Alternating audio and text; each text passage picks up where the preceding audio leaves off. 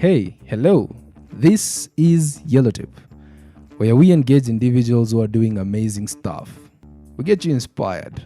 If this is your first episode, the induction episode to our incredible space, I'd like you to subscribe to get notified once we drop an episode. Well, you can do this on your favorite platform. Better yet, if you are on our official website, acute.co.ke, you can also subscribe to get notified. Just drop us your email. Well, let's get to it today.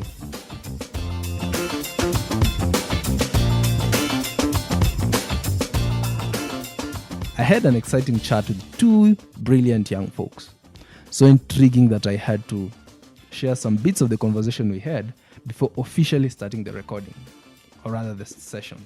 My guests with this particular episode are Munene and Vanessa. In the first bit, Munene and I shared some bit of thoughts when Vanessa had stepped out. But that was my launch pad. That's where you like. How are you using the lean canvas? Naitumia vizuri, niliput to action. Alafu nikiwa huko, I came upon the book by 50 Cent and Robert Greene, The 50th Law. That book changed my life, and I think for me, that institution was, like I say, it was a good launch pad. Na I think attitude yangu inakuwaga ya ku execute vitu nimelearn. Ndio ndio kitu imenisaidia sana. Nice. Ku execute. Obviously juko branding, obviously unajua Gary V. There's so Gary V is this guy who speaks what is in his mind. So I think there's a point where he says he was giving guys about how to use LinkedIn and how LinkedIn is going to be like very powerful come 2020. Then he says 99% of people in this room will do nothing. I was like, what? Okay. How did you ensure that limelight sort of did not get into your head?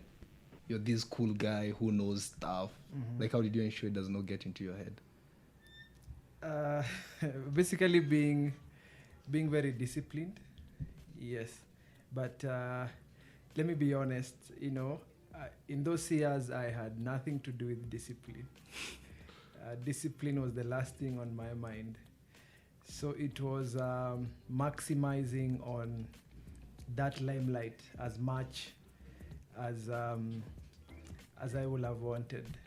Yes, not caring whether it goes to my head or not. Actually, it went to my head and, we misbehaved a lot.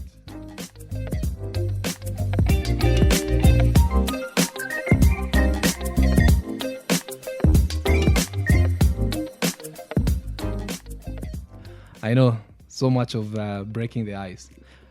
Well, let's jump straight to it. Introduction and more information about who they really are. Ladies first.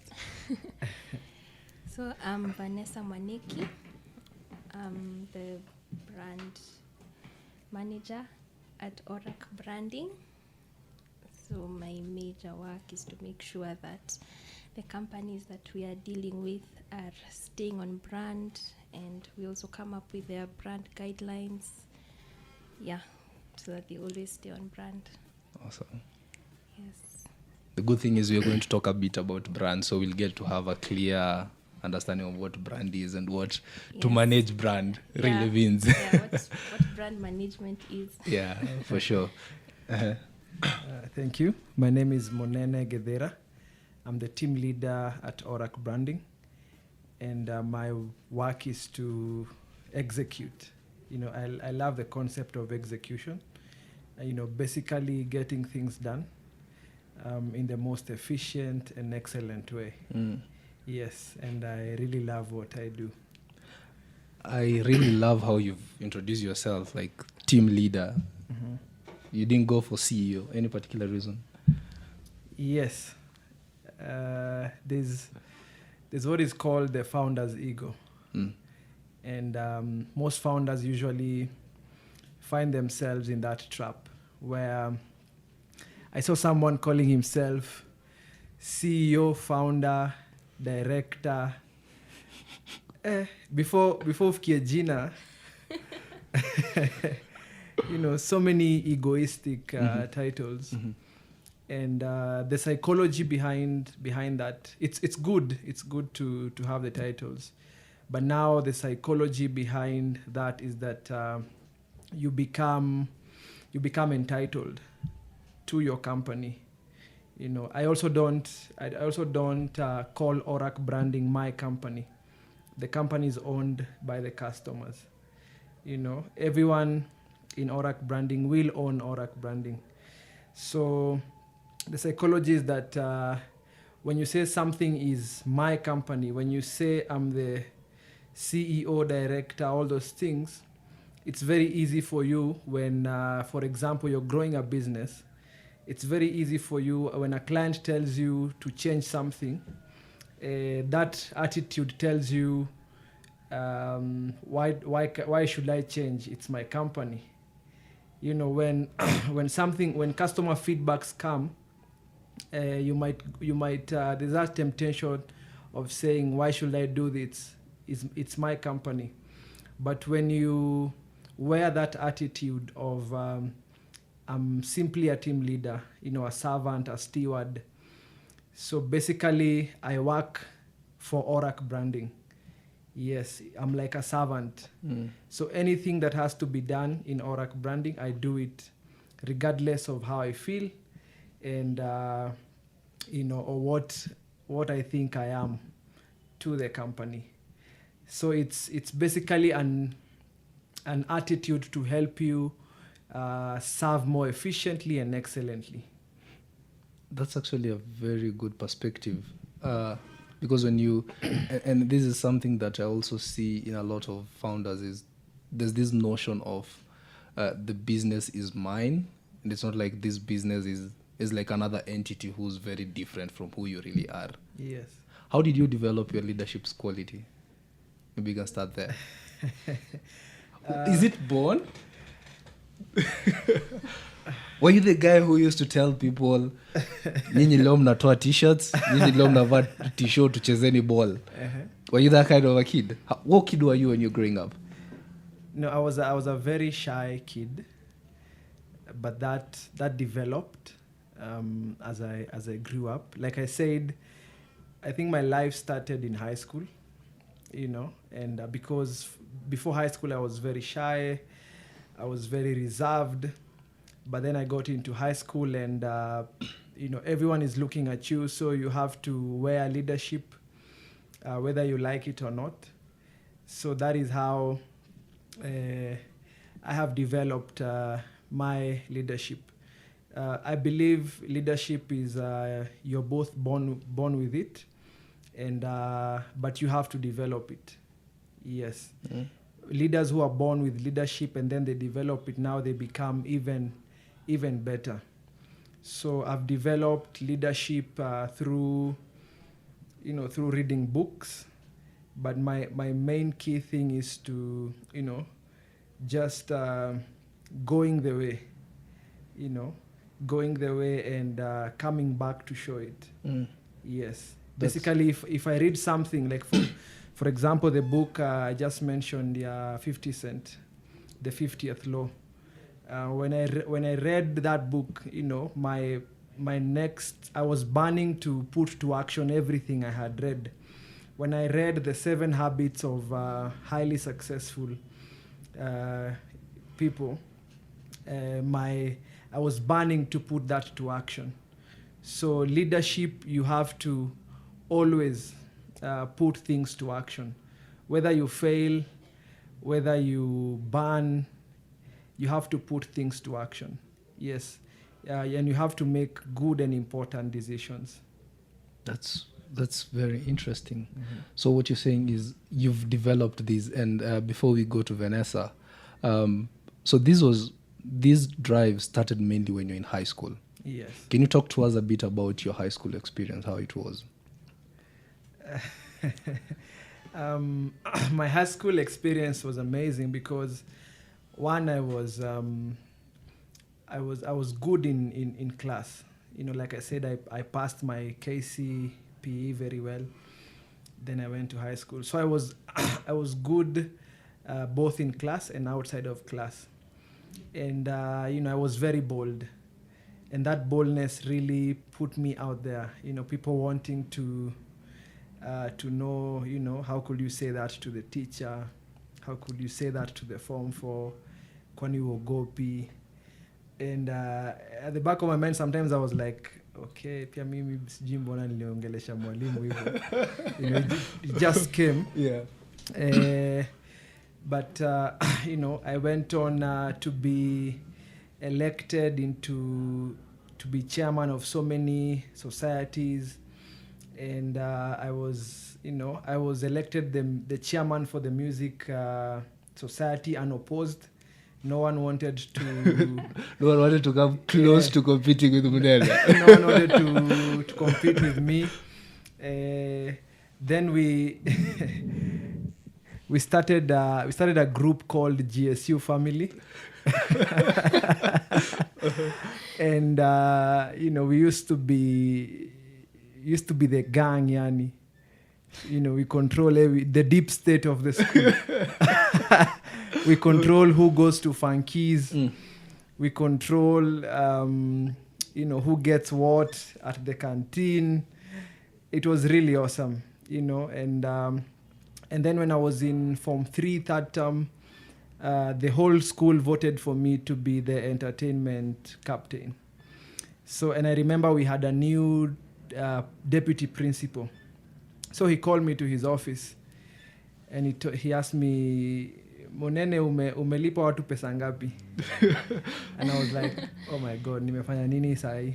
What have I done this time? Kaniambia, I asked him, there were 3 teachers. It was the new deputy principal, the boarding master, and my maths teacher. So they were asking me, umepewa watu pesa ngapi? Kaniambia, kwa nini? Everyone has voted for you to be the entertainment captain. What agenda do you want to drive? So I was like, I have no idea.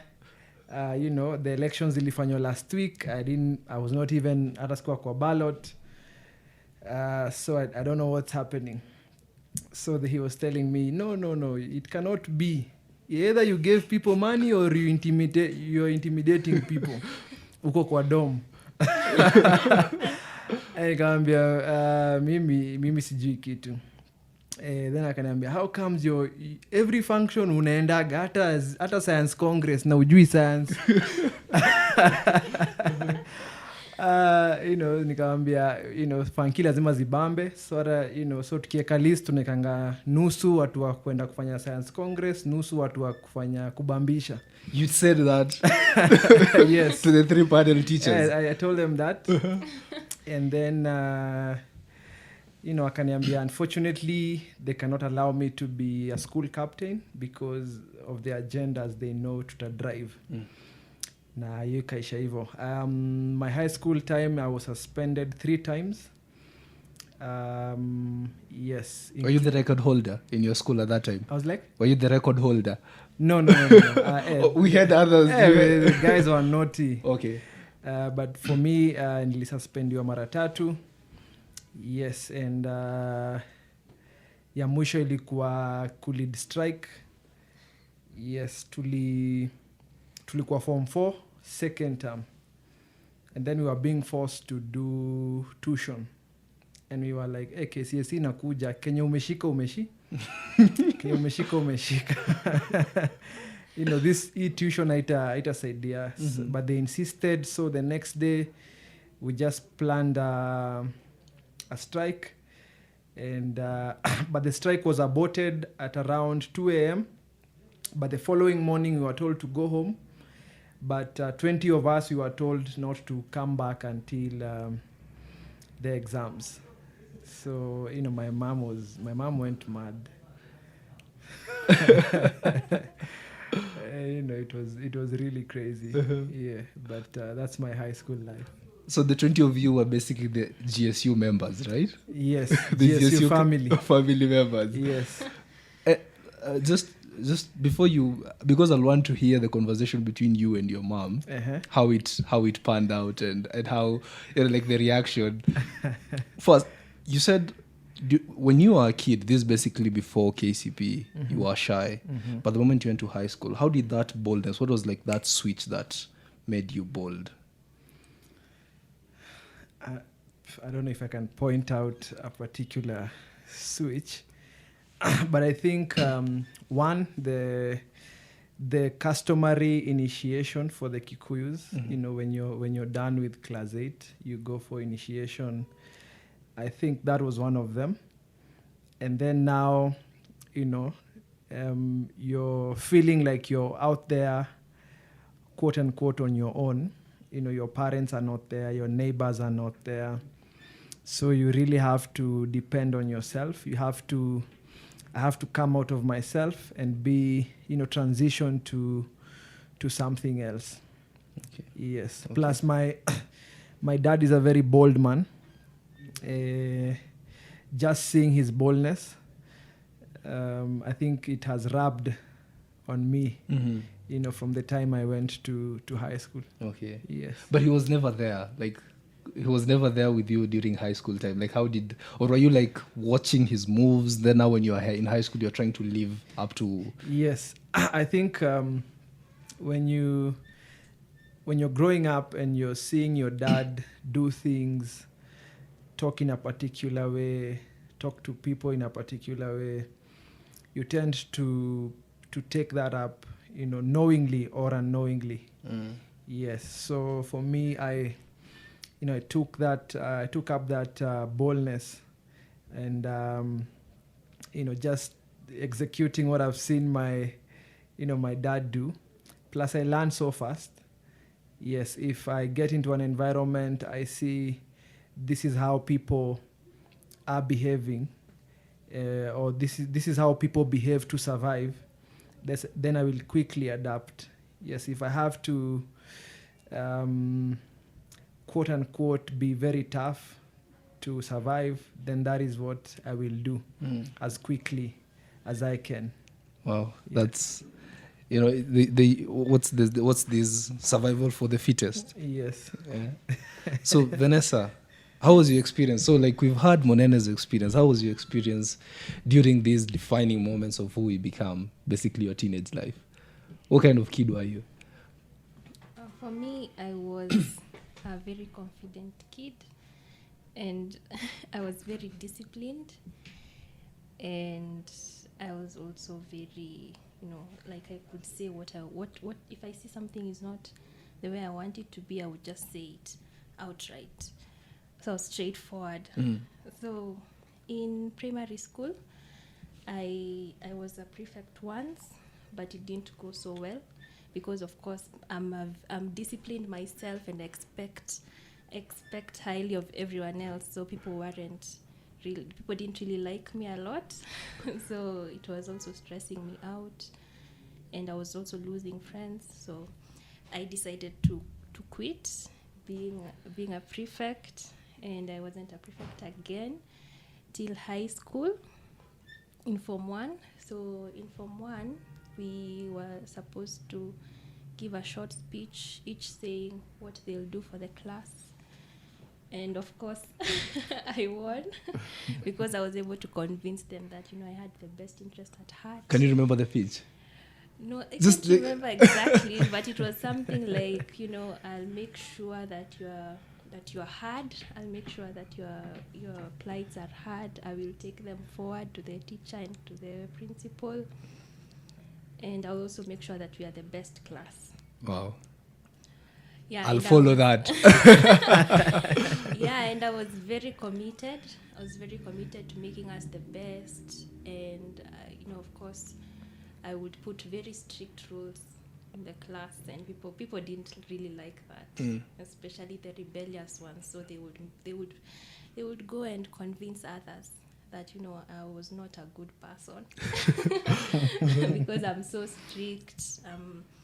I'm telling them to do this, to do that, and also our class was the worst. Actually, it had the naughtiest of people. So you had strict rules? Yeah, also very rebellious people. So Munene was in your class? Yeah, the likes of Munene were in my class. So, but our teacher really liked me. Our class teacher really liked me because I was also very good. She was also a physics teacher, and I was also very good in physics. So I was her best student. But now the deputy had something against me. I don't know what it was, but she just didn't like me. And also because you're trying to fit in, you have friends and you want somebody to also hang out with and to talk with during this time. And now if people are starting to talk behind your back, then it gets hard. So I decided again I don't want to lead these people anymore. So I quit again. So I don't know if my leadership style I haven't figured out if I can really lead people, but from that experience I realized that I'm better at a second position where I'm like advising. So somebody else who is more friendlier to be the face and to work with people, but me, I'm behind advising. This is what we can do, this is what we can do. Yeah, so I realized that was my space. So as I said, I was very straightforward, and I if I'm not seeing something is going the way it should or it's not right, I would speak up. So that is what led to when I went Form 4. Of course, tuition had been suspended by the minister. So, but schools were still doing it. So as we were in school, it was August. And we were in school, we were being forced to do tuition, and the tuition, in my opinion, it was not for us. They were not doing the right thing. As in, it wasn't helping us. So me and a few of my friends, we decided we wanted to go home. So we started talking and saying that we have to insist, we have to go home. And so, as I said, the deputy had something against me since Form 1. So she decided that I was the one who was inciting people. And I was the ringleader, and I wanted to start a strike. But we were not even planning to strike. We were just saying we want to go home, and we in a peaceful way. So they said those who want to go home to write their names down, and we wrote our names down and we went home. But our parents were supportive. They had our point, and because as we wanted to go for tuition at Starehe, where they were offering individual tuition, so where you're seeing you have a problem, if it's English, that's where you focus on. So for me it was English because nobody was getting above C at that time. So I decided. So as we decided we wanted English, that was our focus, because everywhere else we were good to go, and it really helped us. So that was the one time that we were kind of suspended. Yeah. So that's how I was. Yeah, such an interesting high school life for both of them, don't you think? Well, one thing that stood out for me was the fact that they both had to stand for what they believed in. And Munene was a bit extreme, we must say. So you can leave us some comments on what you thought. Additionally, you can comment or tweet me at Morande Dixon at Acute Media. During this time, you're also quite clear in terms of your planning and setting goals. What do you expect out of people? What do you expect out of yourself? Can you point to a point where, something that helped you become this kind of systematic process kind of person? That is my personality. I think I am either an INFJ or INFP, which means that I am very analytical, and I process things, I think about things, and I'm also an idealist, meaning that I want things to be perfect. So yeah, so that's it. And also I read a lot. I read a lot of books, and in high school that's when I started reading business books and personal development books. So they will talk about goals and success, and how to write your goals, how to make a plan for your life. Yeah, so that I think that's what gives me that systematic approach to things. Yeah. Yeah. Just another question that I'd like you to, during this time when you were in high school or in this position of leadership, because those were like sort of given, or like people chose you because they had observed like there's this item in you that they'd really benefit from. Then you later find out that one, it's making sure that it's preventing you from having friends. It's having all these people talking, behind your back. Yeah. How was this making you feel, especially at a tender age? Yeah, it was bad, and it also affected my grades because I was stressed most of the time. Because at that time I had a best friend, and she's the one who came to me and told me, people don't really like you, and they don't like the way you're leading the class, and they are even planning to remove you by force. So it was really bad. Yeah, so it was a bad time. It was affecting me. And, being an analytical person, I would process all this in my head. And it was even affecting my grades. So I had to call my mom. I had to call her, tell her to come, so that we have a conversation. So we talked, and she told me, if it's not working out, just drop it and focus on your studies, because that's what's important at the moment. Yeah, so that's what made me decide to leave the role. Okay. Yeah. You cannot, if you don't want to answer this, that's okay. But looking back, when you're analyzing these, do you get to a point where you're blaming yourself?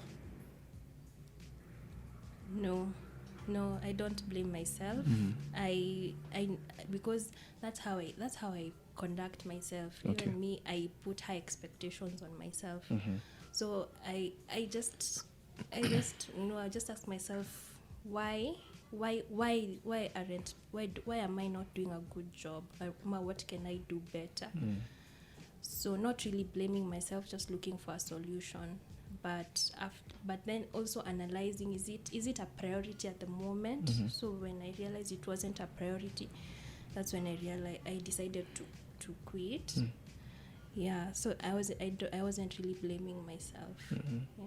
Wow, that's really interesting, and I like the fact that we sort of have personalities that are quite different. Well, not really different, but there seem to be a bit similarity.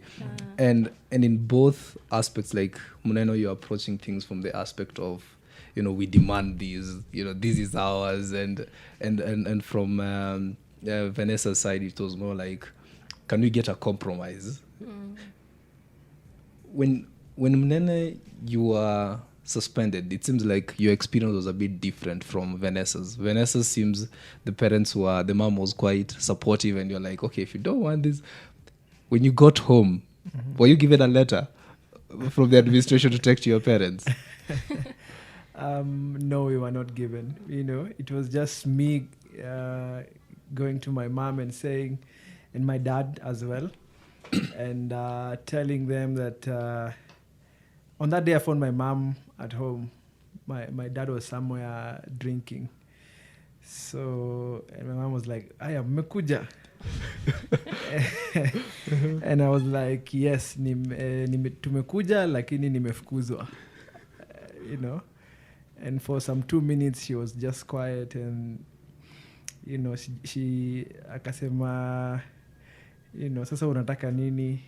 Tumefanya kila kitu. And then she called my dad, and kijana wako amefukuzwa. And my dad came some 1 hour later, and we had a conversation. It was not that good as well. Them just bashing me, telling me how bad I've been all through the years.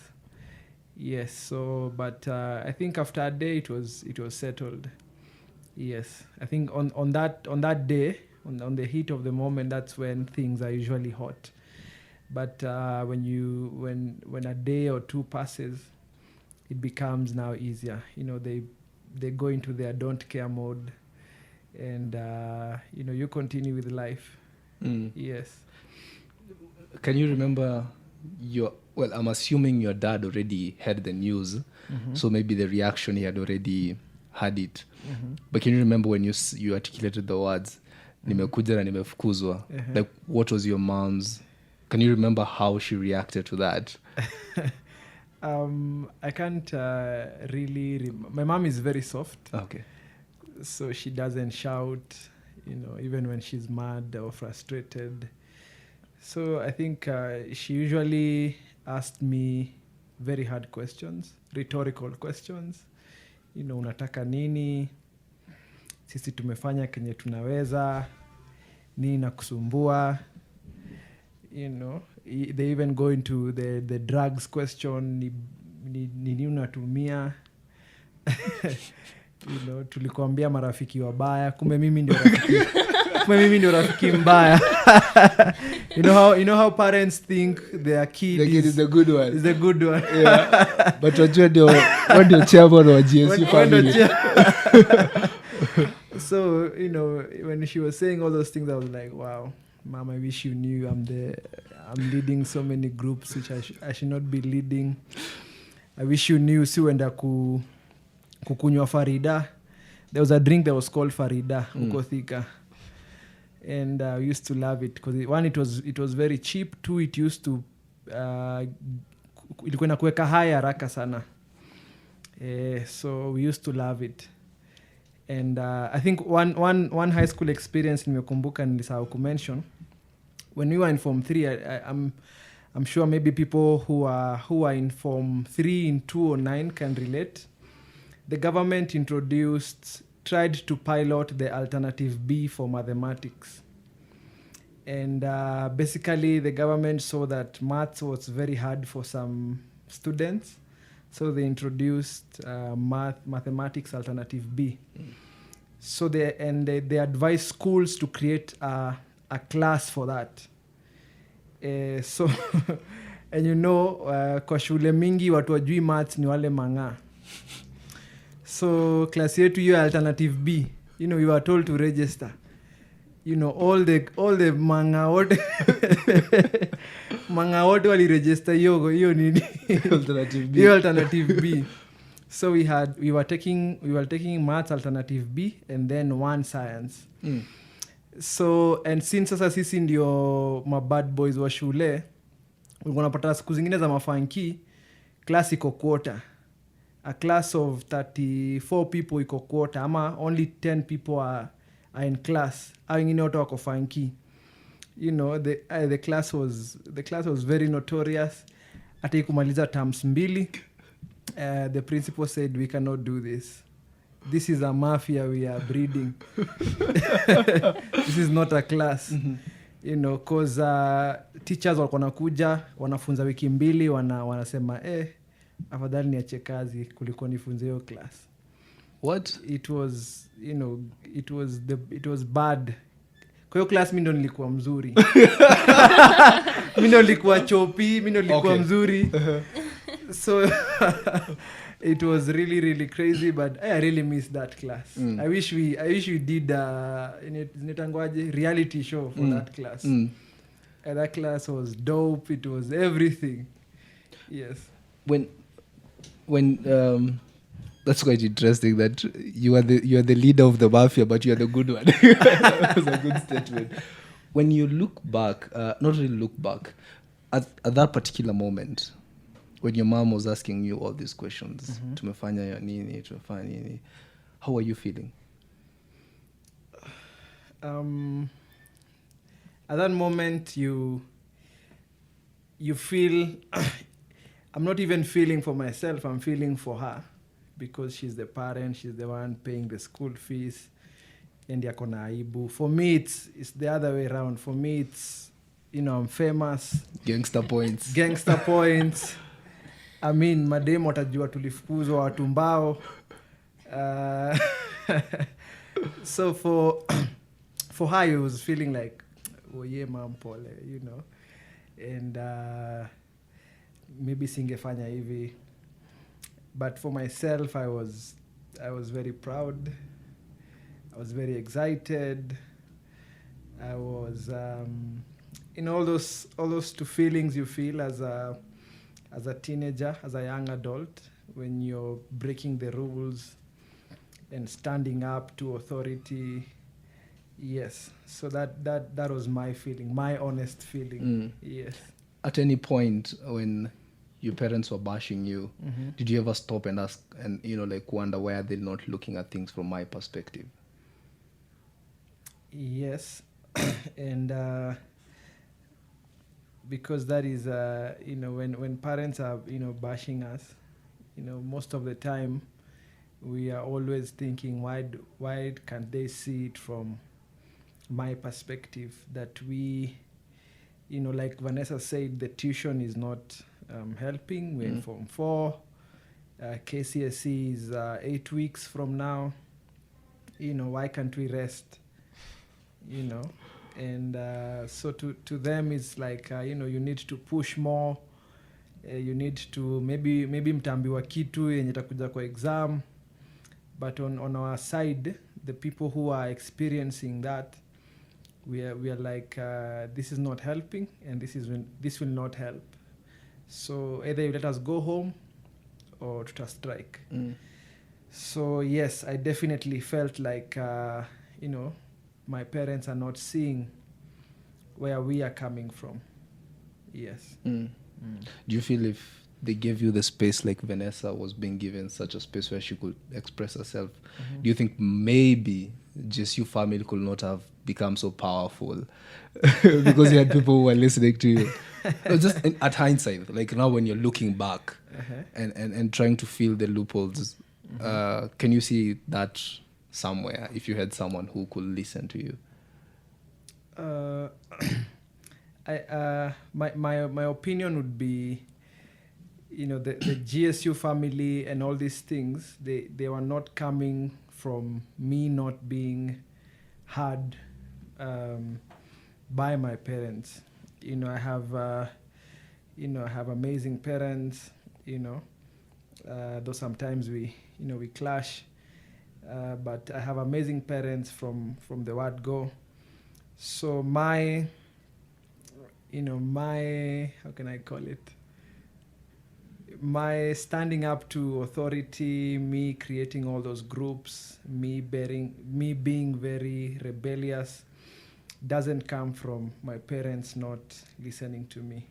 It's just that that feeling of wanting to leave legacies, wanting to have a name. I think it came from those things. Yes.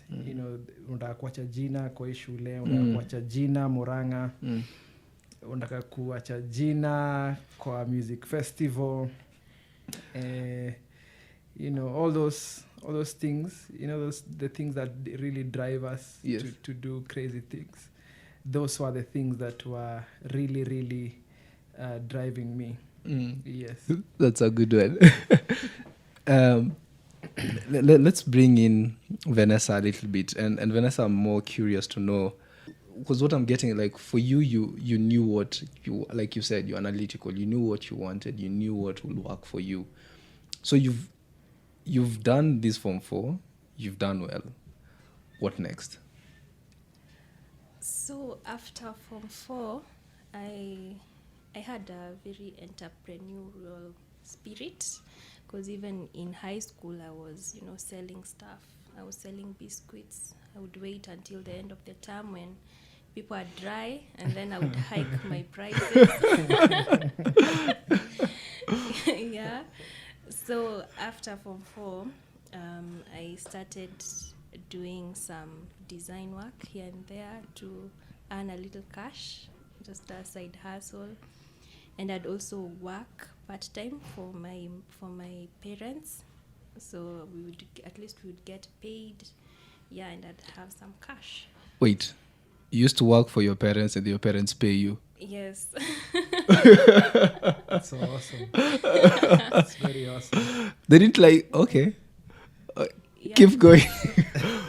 Cause my mom had a business, so I would go there and just do some secretary work, just Excel sheet, putting things in the Excel sheet, things like that, not hard work. So we would go there, we'd do such kind of work, and then they'd pay us. Yeah, so I was busy. I was very busy. I was like already working. Yeah, then came time to choose our courses, where you want to go for university. So this was a very difficult time because people were putting a lot of pressure. What have you decided? What will you do? You have to do something, the way with a big name. You have to do something with a big name. So I looked at what I was good at. So I saw in high school I was very good at maths. I was going for contests. So I decided that's what I would do. Then there's a friend of mine who had told me that he would do computer science. So I was curious, what is that? So I also decided it's something I can choose. So while I was choosing, I chose maths and computer science, and luckily that's what I was called to do at the university. Yeah, so that's what I ended up doing. Yes. So this is so you develop an interest in design, but you end up choosing a big name, computer science and mathematics. Yeah. This is JQuat, right? Yes, JQuat. How was your experience? Well, Hapa kuna prefects. yeah, hapa kuna prefects, and so we go to campus, and we start going for classes, and you start making friends. And I was still doing my design work still on the side, and getting some cash. But okay, even my friends could tell that's not what I wanted to do, because I had a lot of second thoughts as first year and second year, but I just decided, let me finish. Just because even if I have second thoughts, I'm really not decided what exactly I want to do. So I just decided to finish, and I just stuck with it. Okay. Yeah, but it was a good experience. You definitely, doing maths, doing computer science, it opened up some, ideas in my head. Yeah, it was a good experience. Okay. So you do computer science at the same time. How are you balancing computer science with your side hustle of design? Look, I was thinking design. Well, it wasn't hard because we didn't have classes all the time. We had maybe one class a day. Computer science? Yeah, I mean, public universities, they are not that serious. Okay. So you have one or two classes a day. So if you have a class in the morning, then the whole afternoon you're free. Yeah, so that's what I would be able to balance it. Okay. It wasn't really hard. We had a lot of free time. And your design work you're doing it as a freelance, or at this point, how are you?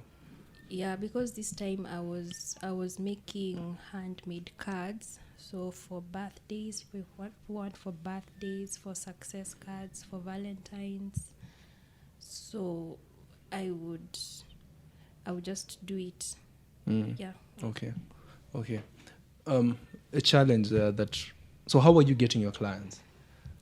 Most of my clients were through just word of mouth, because if somebody sees, if somebody gives somebody the card and they like it, they also want it to gift somebody else. Yeah, so mostly it was word of mouth. So basically you had built a product market fit. Yeah, but I can't say it was that big. It wasn't that big, because it was just what I could handle. Okay. Yeah. it wasn't that big. Plus, at the same time, it wasn't the only thing I was doing. At the same time, I was doing. I had another business that was for team building, but that was mostly on the weekends. So we do a lot of team building work. Yeah, so that's what I would do during the weekend. So they were kind of just doing them together. Yeah. So you were you were studying. Yeah. You had your freelance entrepreneurial venture, which was in design. Then you had, was it a job as a team? Can you talk to us a bit about that? It wasn't a job because I was working in partnership with a cousin of mine, and so mostly whenever there was work, he would call me and we would go and do it. Yeah, plus also we would rent out the team things for team building and for games, and like the bouncing castles and things like that. So we would go and do that. Okay. But that was mostly on the weekends, Saturdays or Sundays.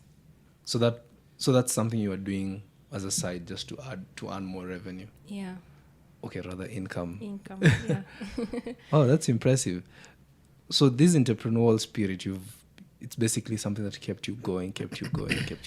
Yeah. And I want to bring Munene in this. So you've done your Form 4 finally.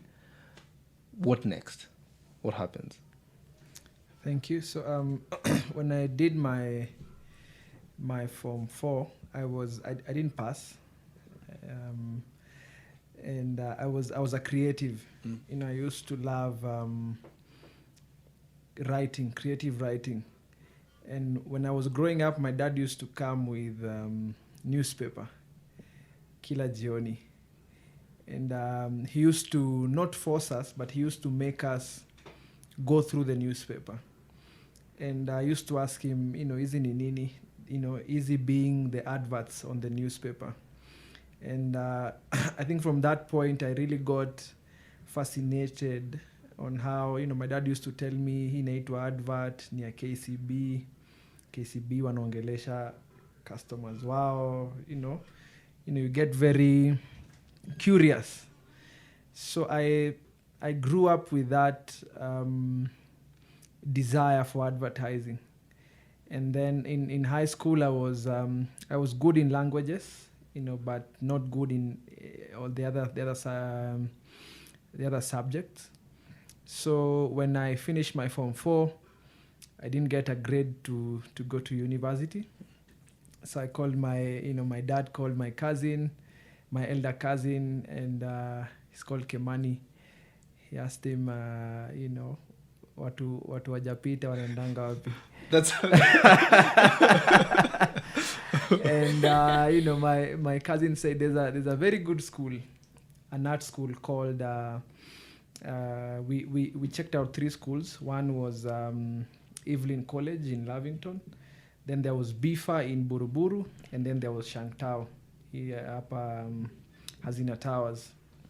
So we went to all of them, and then I settled on Shangtao Media Arts College, and that's where I became, my seriousness in life started to develop. In Shangtao, we didn't have exams, and we didn't have a graduation. So it's like you're working, but you're in school. No one cares about your, whether you study or not. So, and every Friday we used to have projects, and those projects, they are online. They are system-based, so you log in with your details. You do your project and then submit by a particular time. Let's say the time is 3:30. When 3:30 comes, the systems closes for everyone. So whether you finished or not, it submits to the people who are marking or viewing. So that really gave me a lot of discipline. That I'm not here for my parents. I'm not here for the teachers. I'm here for myself. And that is how, that was my next, what was next after high school. Then I had 3 businesses. During Shangtao, Yes. Shangtao moment. Yes. Okay. I had 3 businesses. Most people, if you go to Isili, most people know me as a chicken farmer. Then we used to distribute peanut butter from Babadogo. There was a guy from Babadogo who was processing peanut butter. And the peanut butter, nizi zenye hazistick huku chini. So it was really good. So duka za Isili zilikuwa zinazipenda sana. So with my friend called Mbogwa, my neighbor, we started distributing that peanut butter in Isili. And in Kino, we had friends from Kino. And then nilikuwa na kiwanja Gikomba. Nilikuwa na kiwanja Gikomba with my friend called Chalo. Chalo is now in Safaricom. And my friend called Meshak Omega. Meshak Omega is now the Assistant County Commissioner of Kajiado County from Gikomba. So the 3 of us have very interesting stories, the life in Gikomba. It was really awesome. Tulikuwa tunafungua bail. Ulikuwa unabai kiwanja around 30,000. Alafu unafungua bail asubuhi. Na ndio upate bail mzuri. Tulikuwa tunaingia huko 5:30 asubuhi. So tulikuwa tunaamshana around saa 9, saa 10. Then we just pick a mat to Gikomba, 5:30 to go Gigosh, tunafungua bail. Then by noon we are done. And then kutoka Gikomba, for me niko natoka na chakula za kuku and nazo home. And I used to take care of the chicken. And then alafu saa jioni tuna distribute peanut butter. So that's how I had divided my day. From 5:30 to noon, Gikomba. Then I get home around 2. I rest for 1 hour. Then from 3 to 5 or 6, I take care of the chicken. And then from 7:30, we distribute the peanut butters. So that was my life after high school. Mm-hmm. Again, a lot of partying, a lot of doing things you wished you never did.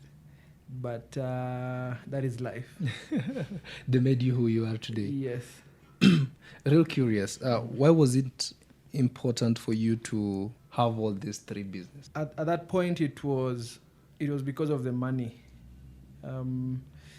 The adrenaline for making, a lot of cash. And somehow, I think I have a passion for poultry farming. Yes, I used to love my chicken. Yes, the women walikuwa nazipigania because nilikuwa nazifeed vizuri sana. Maomena, they used to be big and kienyeji, and then people used to trust me that I don't put things I should not put in their foods just to grow them. Yes, actually nikieka signpost ya nauza kuku zilikuwa zinaisha na wiki moja. Ilikuwa inafika point the women used to come before I put the signpost and tell me ni yangu, iya brown ni yangu, usiuze, ndo hii pesa. And I was like, awesome, this is so awesome. And yes, that's quite interesting. That's and you see, like, both of you have more or less a similar story. Vanessa was doing 2 businesses. No, you were 2 businesses, right? And back in high school, you were selling biscuits, and you were playing with the law of demand and supply. And also knowing when people, towards the end, wakati washamaliza pesa ya canteen.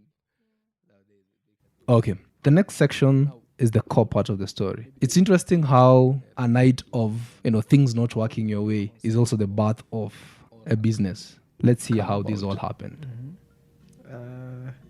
Thank you. So Orac, the whole story. Go ahead.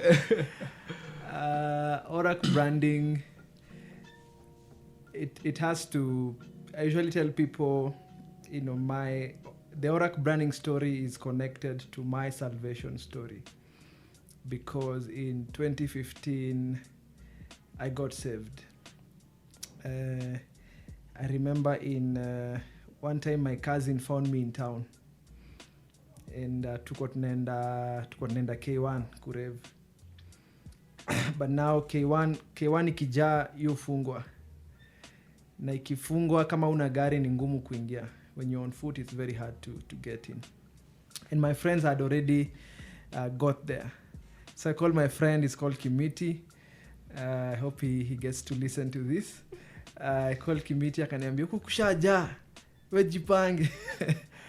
So I was stressed. I was in town stressed, wondering, siwezi rudi home, lazima ni rave, lakini siwezi rave peke yangu. So nikasimama hapo Archives. Kusimama Archives, a friend of mine called Elias akapita. He plays volleyball. Akapita, tukaanza. At what time is this? That's around 9 p.m. Elias akapita, tukaanza kupiga ma story. While we were talking, my cousin akatupata hapo. Unafanya nini hapa? Nikamwambia, I just told her the truth. Nilikuwa naenda rave, but mali tunaenda siwezi enda sahi. Then she told me, twende church. I was like, shona nikienda church. And she really begged me. She told me, twende church. Then I told her, no, I cannot go to church. Siwezi enda kesha. Kwa niambia twende kesha. Then she gave me a deal. She's an entrepreneur as well. So she gave me a deal. Akaniambia, twende church hadi 1. Mimi nitakupeleka rave hadi asubuhi. I was like, awesome. Hiyo siwezi kata. So she took me to Jubilee Christian Church, Parklands. And me not being a church person, the only thing I liked that night about the church was the music. I thought the music was well done by the church. So na hiyo story ikaishia hapo, tukaenda rave na hiyo ikaisha. 8 months later, I woke up one Sunday morning. I told my mom I want to go to church. Nataka kwanza kwenda church. My mom was happy. And then I told her, kuna church Karoli nipeleka, bumpigie muulize iko wapi. So she gave me the directions, and then I started going to that church. It's in Parklands. Then I used to go second service, because tuko tunaenda rave, tunakuja tunalala, tunaamka 11, alafu 12 tuko church for your School of Wisdom. And then I did that for 1.5 years. And then one Sunday, the pastor who preaches second service akasema, next Sunday hakutakuwa na second service because we have a sports day for the church. It's called Pastor David. So me, I was in a dilemma. So next Sunday nikuje church, ama nikose kwenda rave nikuje church, ama niende rave nikijua hakuna second service. But something in me told me, just go to church. Enda first service for the first time. So I went for the first service, nikakakuwa kwa balcony. And Reverend Kathy Kiuna was preaching that day. She was preaching about Jacob and how Jacob was a liar, conniver. I'll never forget that word, conniver. Conniving Joseph. She preached and preached and preached. And I was like, man, it's like she's only preaching to me in this whole church. I felt like I was the only person in that church. I felt like it was a one-on-one conversation. And then when I was preaching, she gave the bishop to call the altar call. If you're here and you don't know Jesus. And I was like, by this Jesus. Run to the altar. So I ran to the altar and... literally running. I felt, I think that message was for me. And so I ran to the altar, nikaokoka. And then... So now, 2 weeks later, nikiwa kwa mat, nikaona how do I activate my passion for advertising? It's it's through maybe creating a brand that does advertising. So I went home, I told my dad I want to start a company, and he thought I'm crazy. So I went to Huduma Center. Wakaniambia, you need to come back with 3 names, and we see ni gani iko available. So hiyo siku nikiwa kwa mat I have this habit of flipping names. Any name I see, I just flip it or initialize it. I mean, it's just a weird habit. So on that day, I remembered how my cousin Caro had been very influential to my life, me changing my life. And then I flipped her name, Caro, to Orac. When you read Orac from Nini? From the sea. From the sea, ni Caro. So I tell people that story. Some people laugh, some people feel inspired. They tell me, Caro is mali Caro yuko nasikia raha. Does Caro know this? She doesn't know. But she, we talk. I think she's my favorite cousin. We talk a lot. Every time I feel I'm down, every time I feel heartbroken, I call her. She's older than I, and we talk a lot. Yes, she really puts me in line. Yes, she tells me, why are you doing this? Unajiwaste, vitu kama hizo. So that is how Orac branding started. It was registered. When I went with the name Orac branding, they ticked it as the first one. So I created social media pages. I created, started printing stickers to, nilikuwa naingia mat kama ina watu. Nilikuwa nakuja hapa Tao stage kama mat hazina watu. Naingia na stikisha A6 sticker ni kadogo but kakubwa kanaweza onekana. So nilikuwa nazistick huko pale juu, ile dirisha pale juu za Orac branding, and at that moment, I look back to those moments. I was like, I was really determined. Those were big risks I was taking. Ukipatikana ukiwekwa sticker hapo ni shida. But for me, I was like, this is a medium for advertising for me. Whatever it takes. Nikishikwa nipigwe ni sawa. Nikishikwa nipelekwe polisi ni sawa. I don't care. But thank God sikuwa ishikwa.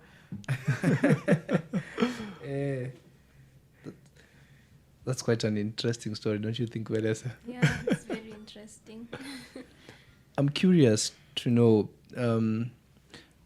so Caro takes you to church. Mm-hmm. She holds the end of the bargain. You guys go clubbing, raving afterwards. Then, boof, disappeared. Mm-hmm. What happened 8 months later?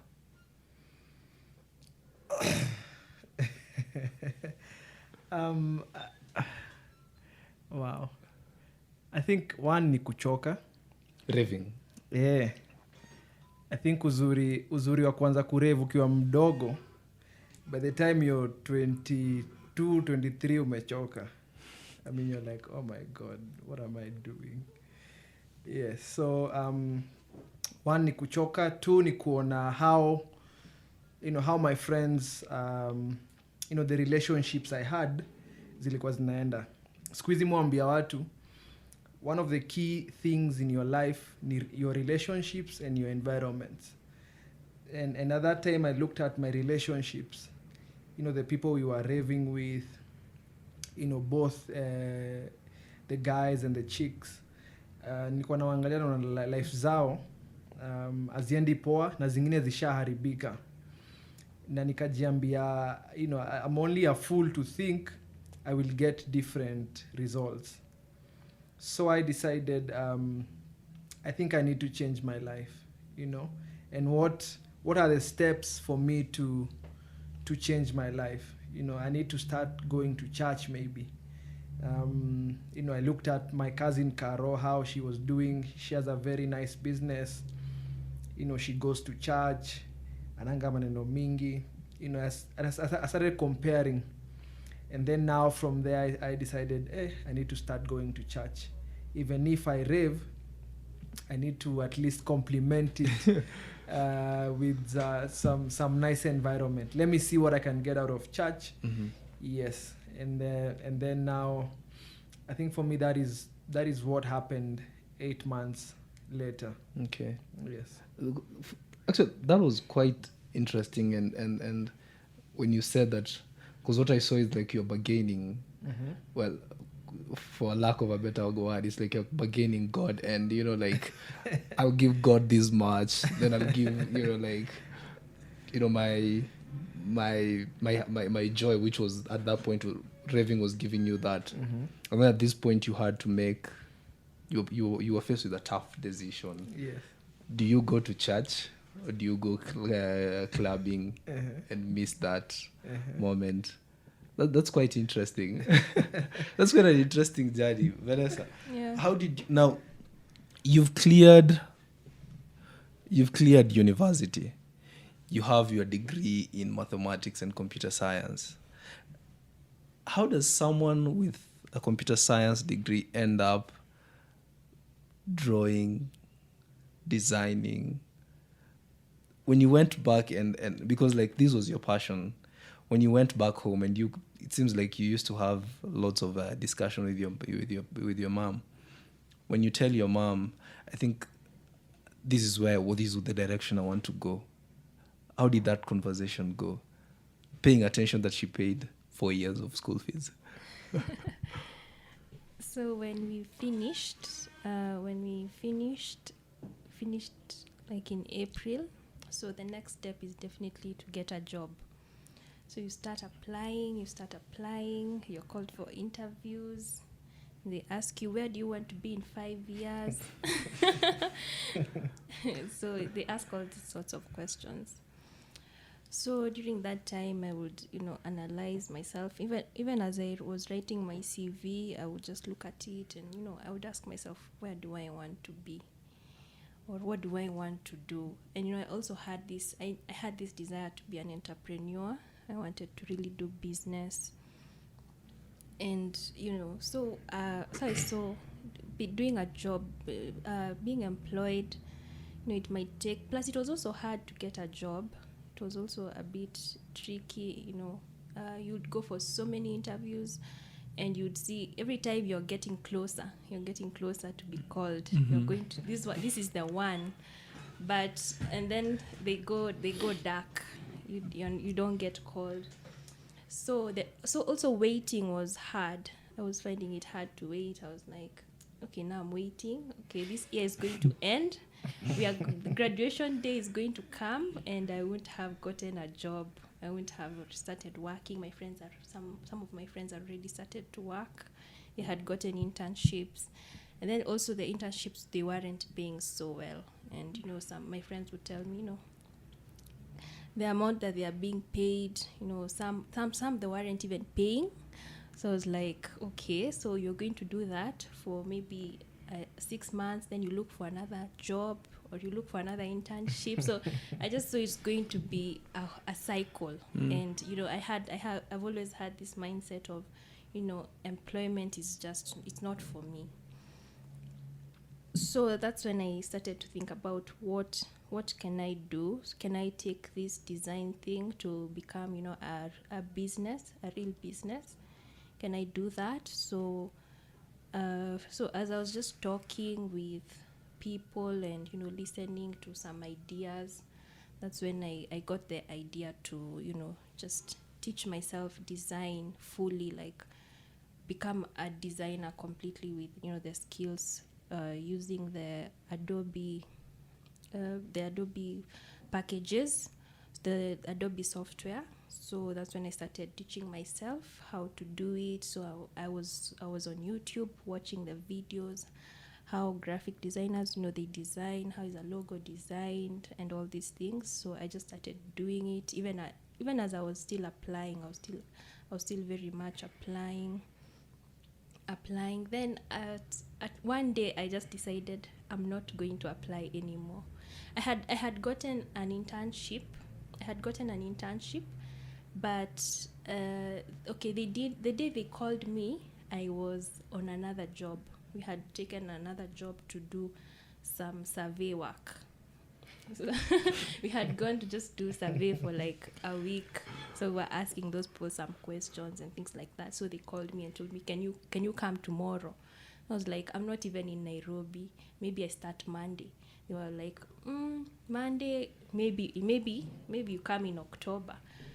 Because now they said now the month will have already started, so let's just do the next month. So I was like, okay. Then came October. They were like, come for another interview. I was like, why are we doing another interview? I had already done an interview. I had passed. So we did the interview, and then they sort of went dark now after that. And I was like, so what has happened? Are they going to call us? Should I write an email? Should I ask? Then one day I just woke up and I said, I'm not going to apply anymore. I'm done applying for these jobs. Because I was asking myself, so I'll apply, yes, I'll get it. It's 3 months or 6 months. Then you apply again, and it's so hard to get like a permanent job. And even the people who were doing interviews with, when you listen to them, they say, I've been out 1 year, I've been out 2 years, and they are looking for internships. So I was like, I was like, this is not for me. I don't want that cycle. Mm-hmm.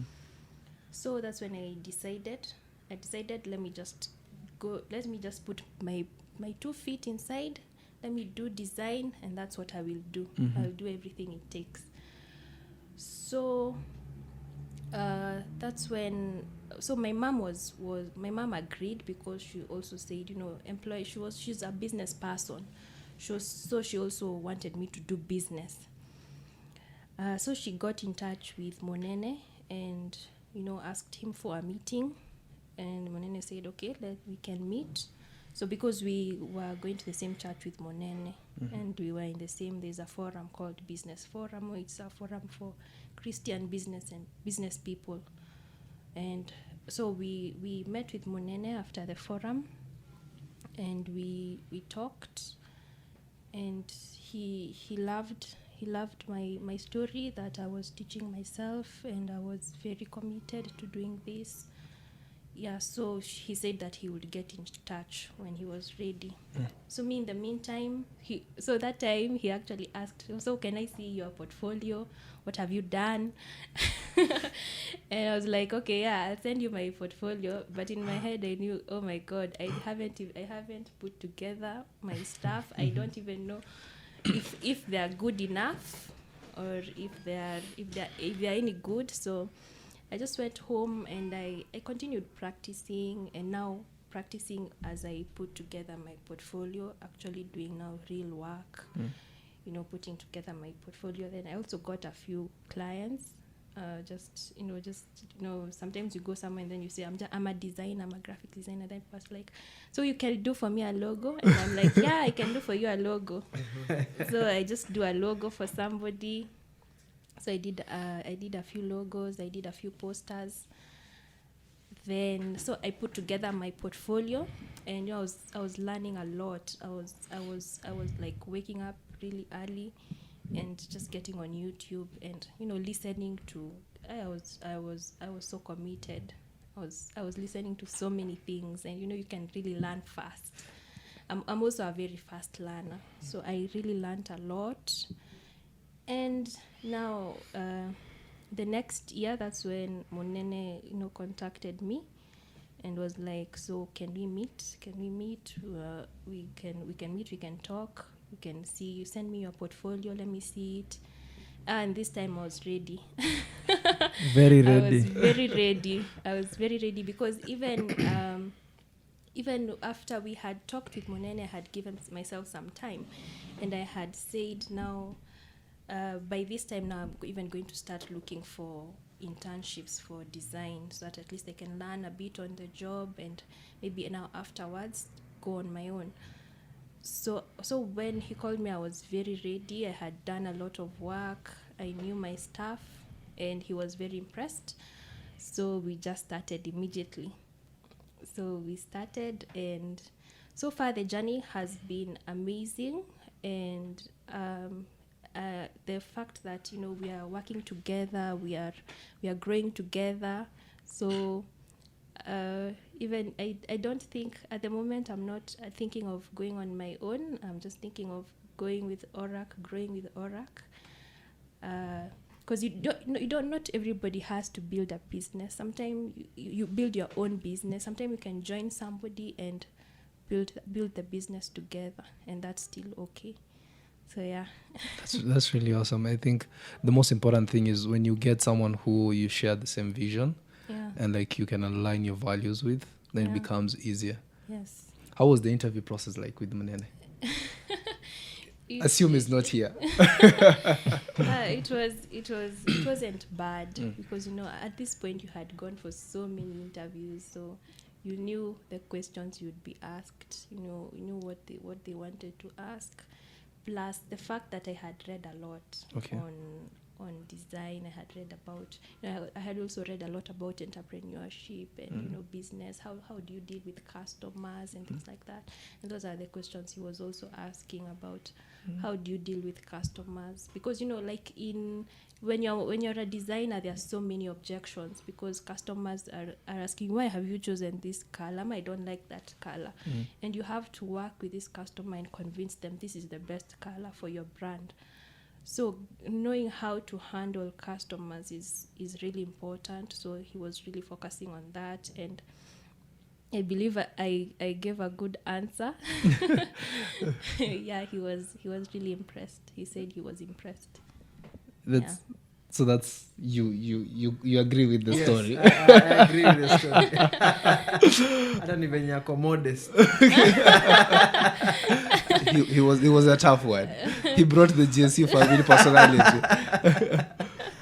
So now you've joined Orac. Yeah.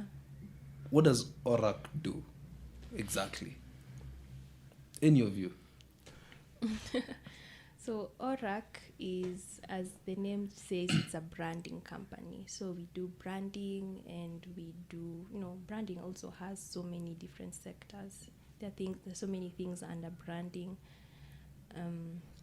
There's a little bit of, marketing, because when we talk about brand awareness, you have to market your brand.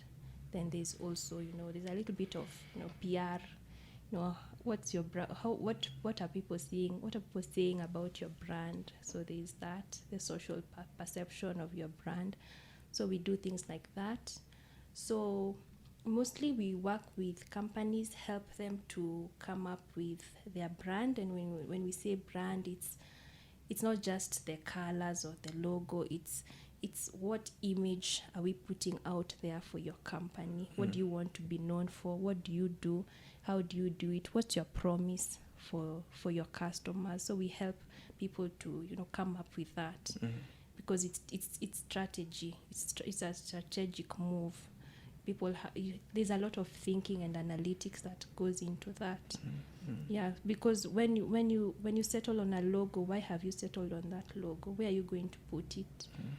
Where are you going to use it? So there's a lot of things that goes into that. So we help people to come up with such things, such strategies to build, not just to build a business, but to build a brand. Because when we talk about a brand, you've even brought your customers and the public into it, and they know this is what you're about. This is the feeling we get when we use your products. So it's all that. That's great. So it's more than, like you said, it's more than just the colors. It's more than the logo. Yeah. It's the feeling that a customer or someone, a public, associates. Yeah. Like when they see your logo, that's what they feel. So it's more than that. Yes, basically it's just in a nutshell of what she has said. It's a reputation and communicating that reputation.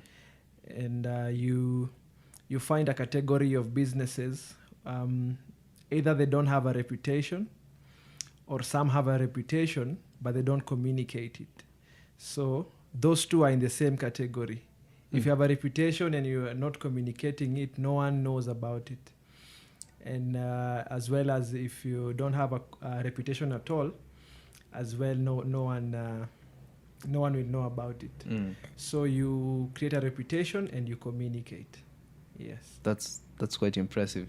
And so we've spoken for. So you guys serve businesses, and I see your mission is to support 150,000. In how long is this, Munene? Oh, the duration. Yeah. We are looking at between now and 8 years, 7 to 8 years. Okay. Yes, but we do not specifically want to set. We do not want to focus on the deadline that it's 7-8 years. Our goal is to make sure that when Vanessa and I are not in Orac and other people are leading it, their mission will still be to reach and help 150,000 MSMEs in eliminating marketing constraints. If we get to achieve that between now and 7 years, the next lot of leadership will say, we want to reach another 150,000. Or because now Vanessa and Munene have created technologies, have brought in technologies, they have set the leadership very well. The company is now very big, and they were able to achieve 150,000 in 7 years. Then us as the new lot, I think we can do 300,000 in 5 years because of the support we have. For sure. So basically, that is our goal. Okay. 150,000 between now and 7 years. Okay. Well, that's quite descriptive of what Orac is and what you guys are doing. This particular episode was very interesting and intriguing. And I must say it was such a learning experience for me. My guests shared some interesting ways in which you can position your brand, how to market it, and how to get a return on investment for your branding. Why not grab a pen and paper, and my guest will share with you some of the insights to promote your brand. Okay, so our first process is always what we call our discovery session. This is when we sit with the business owner, and mostly we just want to deal with the decision makers of the business. So we sit down with them and we ask them a few questions about their business, what are their goals and their objectives, what do they want to achieve in the future. So this is the part where we come up with, if you don't already have, or if you want to improve your company mission and vision and the values of your company, we come up with that. You can even review the one that you have. We tell you where it's not correct, where it's not really reading into your purpose, your brand's purpose and your brand's promise. So we come up with that. Then we get to know who are your audience, what is your product, who is your product for, who are you serving, and why are you serving them, what value are you offering. Just apart from if I'm being sold this water, I'm not just buying it for the water. If you are a brand, you're not just selling the water, you're selling more than the water. What is coming with it? For example, you see, when you buy a Coke, there's just that feeling, even when they're talking about Coke, they're just selling you're together with your family, you're celebrating, you're enjoying life. That's what they're selling with the Coke. So that's what we want to come up with your product. What else are you selling? The value, the experience, the experience that you get with the brand. So we come up with that. Then after that, we get to know, how can we describe your business? Like the way you're asking us, when you see the swoosh, what comes to mind? So we do that. We define that. What do we want people to think of us, of your business as? So we come up with that. We can just throw around some adjectives for your business. Maybe you want to be a community based. Maybe you want to be seen very professional, such things. And these are the things that now we bring in when creating your brand identity. And now for the brand identity, now is the logo. When now you're creating your logo, because the logo and the colors, different colors have different meanings and they are perceived differently. So if you're for example a food company, there are some colors which are good for food companies, and also what are your competitors doing. So this is also competitor research. What are other people doing? So that either you do something similar. If you do similar, you'll blend in, or if you want to be different. Some businesses just want to be different. They want to be seen as innovative and dynamic. So then, if people are using red, you come and use a different color like green. To just stand out. So that's what we do in brand identity, just so that when people say, it looks like this and like this and like this, you're able to say that is this company. Building your identity. So when building your identity, there's so many things that we have to consider. What your product or your service, what are you online, are you offline, who are you serving? Is it a young generation, an old generation? Because you have to put that you have to account for that. Yeah, so we do that. Then we build your logo. If your logo is supposed to be, the different companies have different ways, but now of course this time people are going online, so you also want to be online. So simplicity is very key. So you find some companies with very complex logos that even printing it on a t-shirt is hard, or even putting it on social media, you can't be seen because it just blends in and gets hidden in there. So you have to put it really simple in a way that stands out. Yeah, so we do a lot of that. We do your identity.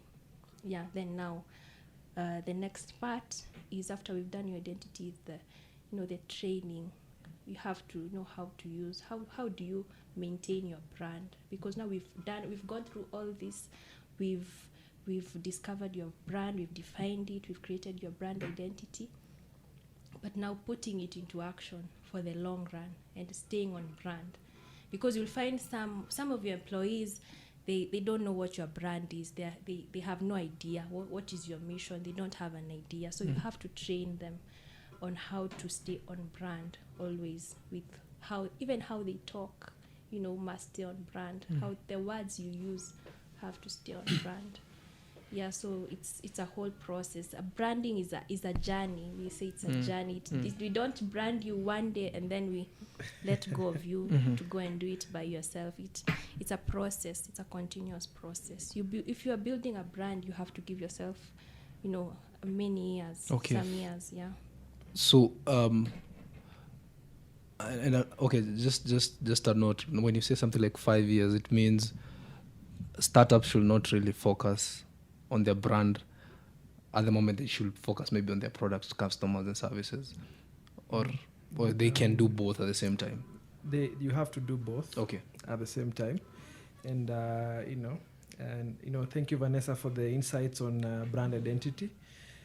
So when you're done with brand identity, brand discovery, now it's time to promote your brand. And I think this is where now, this is like the teenage years of a brand, where, like for us, we classify branding into three. The first one is digital branding. The second one is experiential branding. And the third one is promotional branding. Digital branding has things like designing your website, creating social media channels, putting out content, doing graphics, animations, podcasts like you're doing. So that goes into, Google advertising as well. That is what digital branding has. Experiential branding is basically creating a touch point between your brand and its customers. And for the longest time, experiential branding for small businesses has been rocket science, because it needs very high budgets.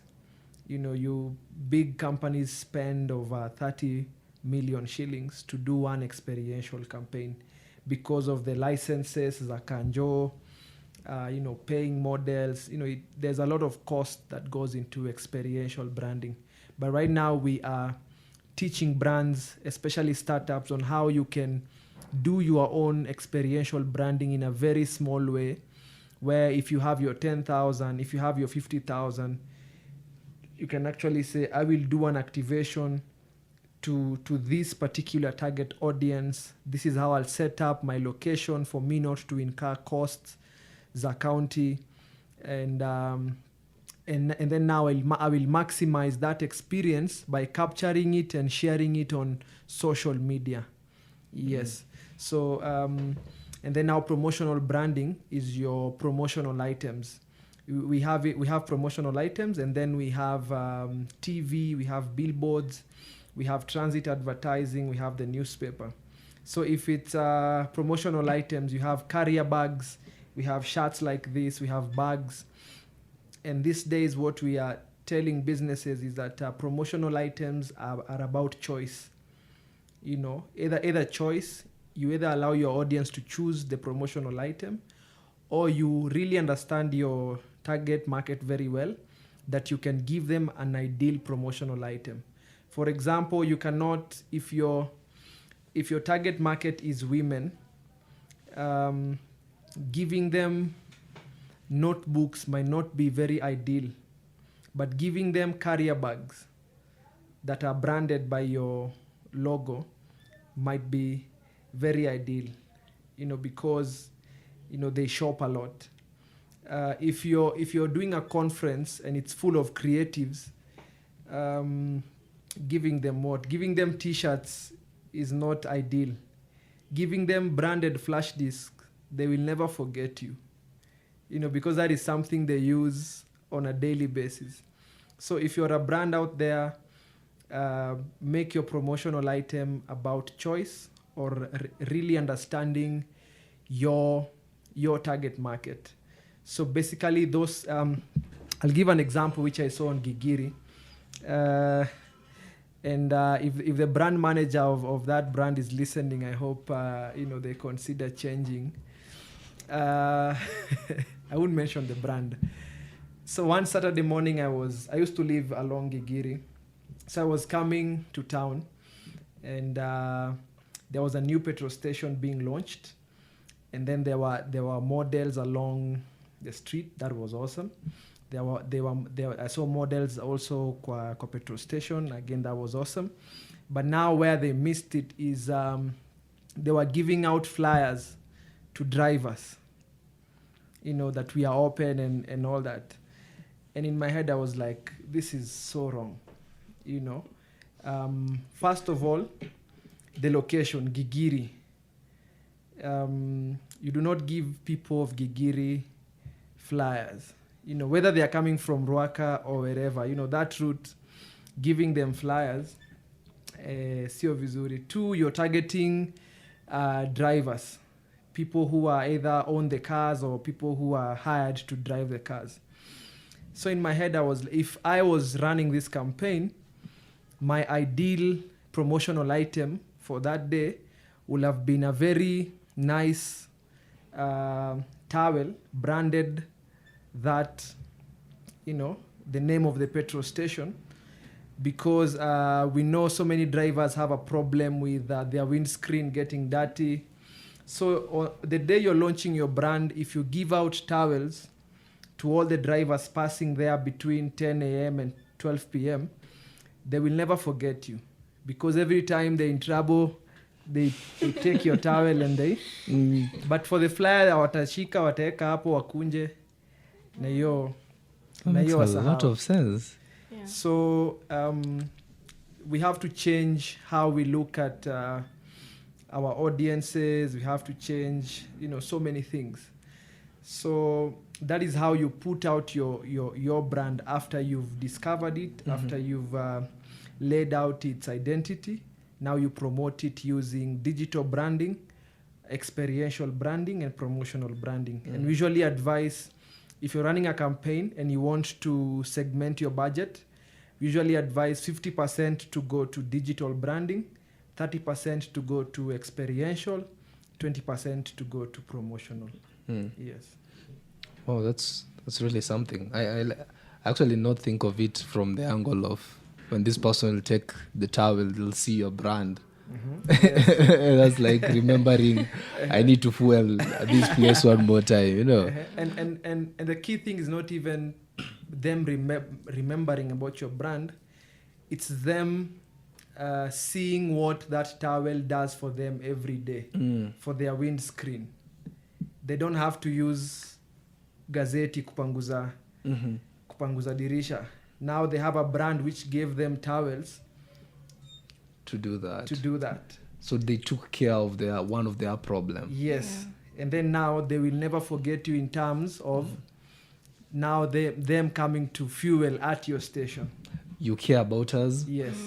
Okay. That's a good one. I'd like you guys to talk to us a little bit about identifying the audience. Because I think, like you said, people at Githira or people using the Limuru Road, especially around the Githira area, flyers may not work. Like, I want you to advise us in terms of how do you now go narrow down your audience and understand them? How do you do that research? Do you have some tips you can share? I start. The first thing that comes in mind is the age groups marketing. Then the age groups marketing, we have the silent generation. Those are our great grandparents for most of us. Then we have the baby boomers. Those are mostly our grandparents. Then we have Generation X. Those are mostly our parents. Like I think my mom and my dad are Generation X. Then we have millennials. Au ni sisi, and people don't like us. And then, I usually tell myself, if you don't like millennials, what feeling will you have for Generation Generation Z? And then we have Generation Z. That is the first segmentation of audience. The silent generation, they are motivated by brand loyalty and the benefits of your brand. Like my great grandparent, right now atajipaka ile mafuta alikuwa anajipaka akiwa 30 years. Sasa hiwezi mwambia ati kuna Nivea, ajui hiyo. They are also influenced by their opinion shapers. The opinion shapers being my parent. My parent is an opinion shaper to my great grandparent. Then we have the baby boomers. Again, they are, in the market, they are known to have the most spending value, because they are very wealthy, they are very comfortable right now, they own lands, they own property. So right now, if you're, those are they are known to have the largest share of spending in the market. So again, they are motivated by brand loyalty and the benefits, and they don't like marketing tactics that are intrusive to their private lives. Hawapendi vitu kama retargeting kwa social media, vitu kama hizo, and they prefer talking to someone face to face. They'd rather wait for a meeting 1 week than talk kwa WhatsApp ati nifanyie logo ama manage social media. No, they will wait for 1 week, meet you face to face, tell them what social media is. Then when they are giving you the check, they have to meet you face to face again. Yes. Now the Generation X, wazazi wetu, emails really work. And then they are said they consider shopping lists very much. They like budgeting. Then again, they grew up without the digital age, but they still appreciate it. So they appreciate both going to the store and shopping online. Then there is millennial CC. CC, we are motivated by reviews. We are motivated by, ukiona kinyozi Instagram, utaka kuenda. Utaka kudeliveriwa vitu, kuna Naivas kwa mlango yako. So basically, those are millennials. And the key thing about millennials is you have to give a new approach to a solution every time. That's why we have, hii mwaka kuna iPhone 11, next year kutakuwa na iPhone 12. Au ni millennials wanatagetiwa. Because millennials akikaa na kitu moja, anaanza kuboeka. But if I have, my phone is Camon 12. I love the Camon series. But sahi kuna Camon 16. I feel like I'm burning. Like I need to lay my hands on the Camon 16. And that is a strategy the mobile industry has really mastered. Yes. They'd rather improve one thing. Waongeze tu volume na waseme ni Camon 16. Next year wataongeza inaitwaje? Wataongeza curve waseme ni Camon 17. Yeah. So if you're targeting millennials, the key thing is to always be updating your products and your services, and bring that hype into that update. Then we have our generation, like my brother is in the generation Y, and Z generation Z. Na wako, they are motivated by their opinion shapers, and they also love brands that motivate them. Brands that they see ziko na value kwa maisha yao ya future. When they see people like KCB talking about tujiajiri, such thing, they motivate that generation, that audience. Then from the age group marketing, you go to now the things like niche, mass market, diversification. Do you want to sell this water at 10 shillings, and move it in larger quantities? And for that you say who are the people who can afford water for 10 shillings? Where are they found? So you go to those particular places. Yes, who are the people can afford the same water bottle at 200 shillings? Where are they found? And what do they like? Why will they buy this at 200 shillings? I need to improve the packaging. I need to improve the messaging. And then, deliver it to them very conveniently. Yes, so those are the, on my points on how you can target your people. So basically, what I'm getting is the first thing, once you know your user, then you know the message you push to them. Yes. So that's the first step. Yes. And also like Vanessa said, the moment you know your user, and then you know how your logo looks like, how much should look like, which colors to use. Because a millennial will not like the same colors that your great-great-grandparent will definitely appreciate. Yeah, but anapenda, what's this mafuta called? Aremis. Unawambia, some new brand that... Yes, unaona Aremis hawajai rebrand, hawajai... It's still the same. The cow. Yes, the cow. The chupa. Kwanza ile siku na change chupa watakuwa wamepoteza watu wengi sana. Yes. Wow, interesting. Actually, this is quite insightful. So now we have our logo. We've targeted our audience. Then you've told us we need to diversify our budget. Digital 50%, experiential you're putting at 30%, and then promotional 20%.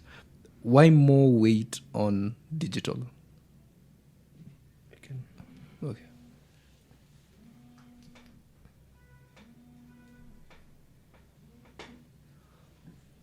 We're in the digital age, and everything now is going digital. So especially now with the corona, we've seen that digital has really helped us, because now businesses have been able to continue. So definitely, everybody now is on social media, because now even there was this joke about, you're putting your brand on a billboard, but people in the mat they're on their Scrolling. phone. They're on their phone scrolling. Nobody's looking at your billboard. So it's like it's just a matter of where are people? Where are the people who you are targeting? They are on their phones. They're working on their laptops. They're on Facebook. They're on Instagram. So you have to go where they are. So that's why we are putting a lot of emphasis on digital, because that's where people are right now. Okay, so digital. So definitely we have a shift in digital a lot. So if So can I add? For sure. So basically, digital gives you engagement. Digital gives you visibility. Digital gives you engagement.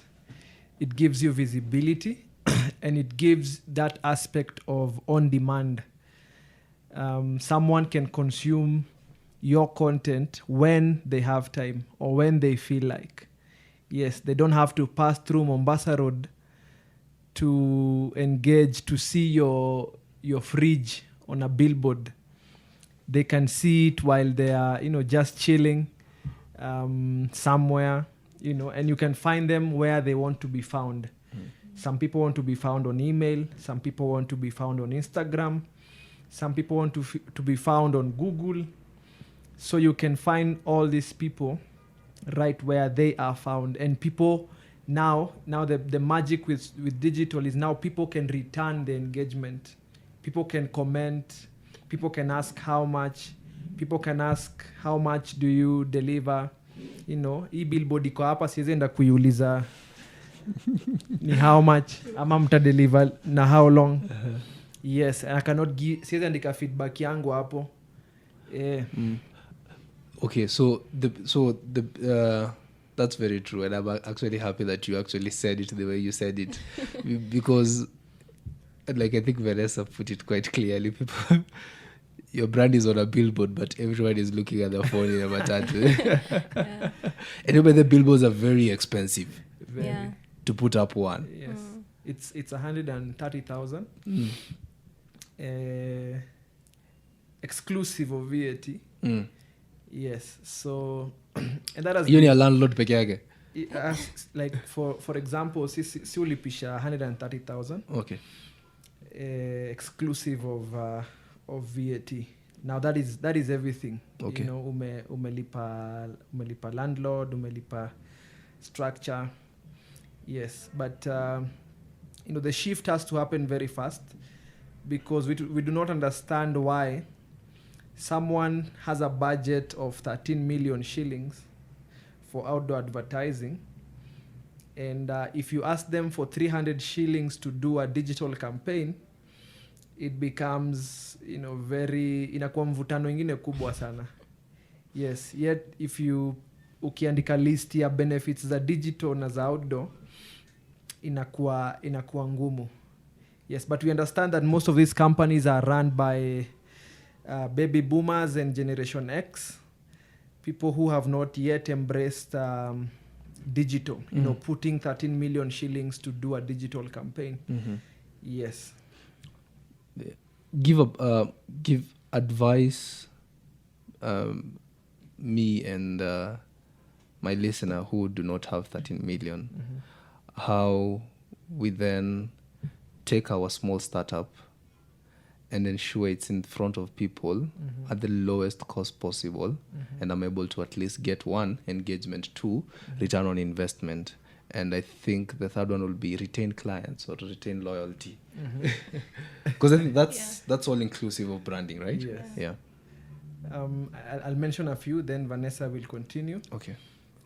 A few strategies you can take is one, have at least 4 social media channels, because like we said, each channel plays a different role online, and there are people who spend the most of their time on LinkedIn. other people spend most of their time on Facebook. So each channel carries a niche audience. So having 4 channels make sure that you are reaching your audience right where they love to be found. The second thing is create Google My Business. And then these days, Google My Business allows you to post videos and photos like a social media channel. And the good thing about that, it goes directly to Google and it has a call to action button. That has been a game changer. That is a very good product from Google to small businesses. The third one is paid advertising. That is where the ROI comes in. If you want to get your ROI fast, for impatient entrepreneurs, paid advertising is very good. You do it on each channel. But for startups, we usually recommend start with Facebook and Instagram. And the good thing about Facebook right now, you integrate WhatsApp. And when you run paid ads, the leads come straight into your WhatsApp inbox. That is so amazing. Because kitambo, haungeweza kucomment on all the inquiries, all the leads zenye ziko kwa Facebook. But with your WhatsApp, which is an instant messaging platform, when it comes in, it comes with a notification. So you are able to connect with your lead on a real-time basis. Then we have another strategy, creating quality, high graphics. And that basically is to make sure, that your products and your services are very appealing online. Then we have going live on social media. You can, basically when you go live, your followers are notified that Orac branding, for example, is live. And that is a very good strategy to always stay top of mind. The other one, before I hand over to Vanessa, is Google Ads. Google Ads, and these days, the good thing about Google Ads, they allow you to start with any budget. Like you can start with $6 per day. And then you can end or pause the Google Ads anytime you want. And Google Ads are the sales version of online marketing. They are very effective, and you pay for every time someone clicks on your website, and your website is shown above every other website in that category of products and services. Mm-hmm. Vanessa will say the rest. Okay.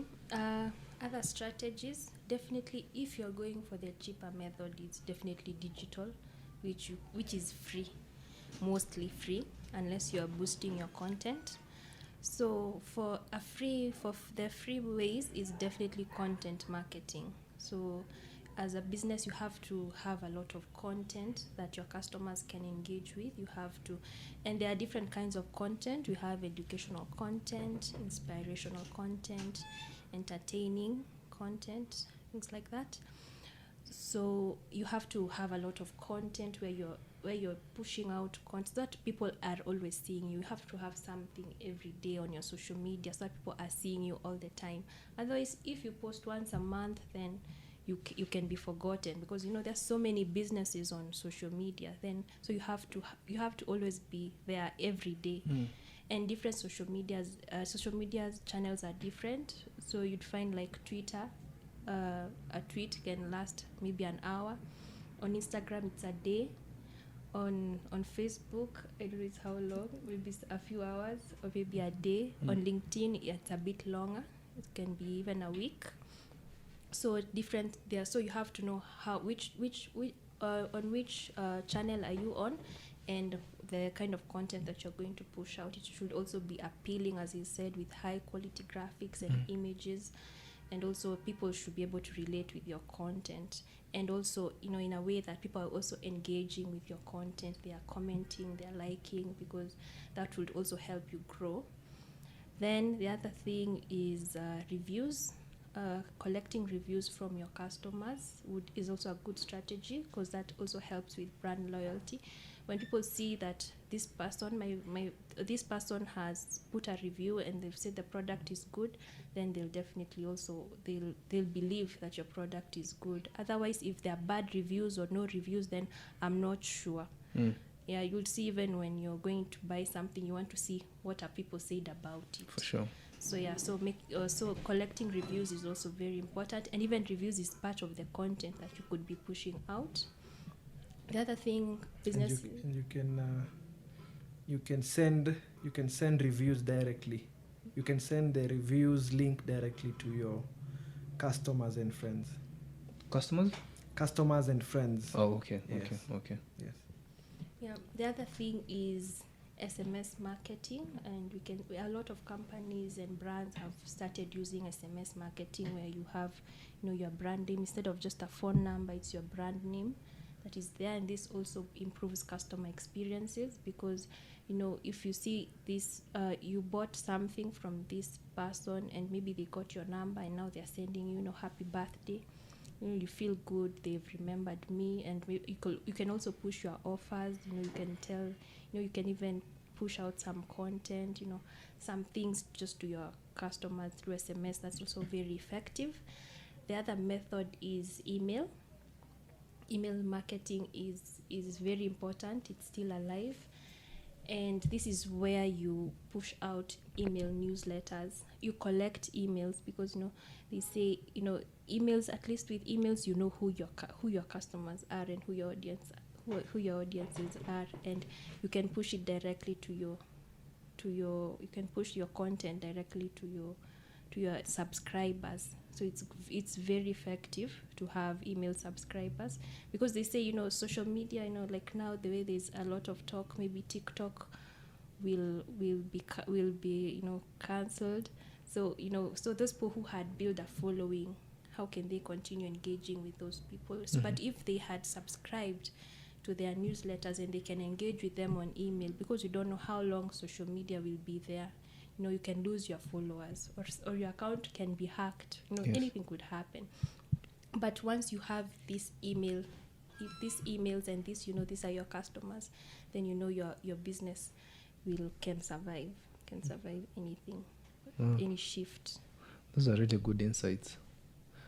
So what I'm picking is, well, of course, SMS usually will have a lot of conversation in terms of, I don't know if you guys saw what was happening the last weekend, with Safaricom being said that they are selling out our numbers. Yeah. But I definitely get your point. And one thing so you mentioned something about reviews. What if someone says something negative on your leaves a negative review? Should I delete it? No, you can't. I think the first thing, you can't delete it. And the second thing, you have to manage it.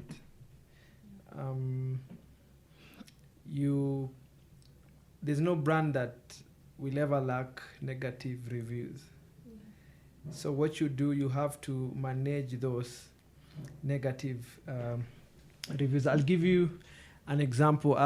Last year, when we had our office at Muthaiga, we wanted to order a cake. One of my colleagues, she's called Shalom. She wanted to order a cake, so she went online on Facebook, to check the cake houses around. And then we saw this very nice cake house. I can't mention it. And then, we saw the photos. They were nice, but when we went to the reviews, they were bad. And now the other mistake was, people have left reviews. Then 4 or 5 months later, no one has tried to manage that review. That is very bad for brands. So if you're managing a brand and today a negative review is left, 48 hours should not end if you've not responded to that negative review. You should ask Vanessa. Vanessa maybe ameacha a bad review kwa particular brand. As the brand manager, I should ask Vanessa on that same channel, hi Vanessa, we apologize for this experience. What happened?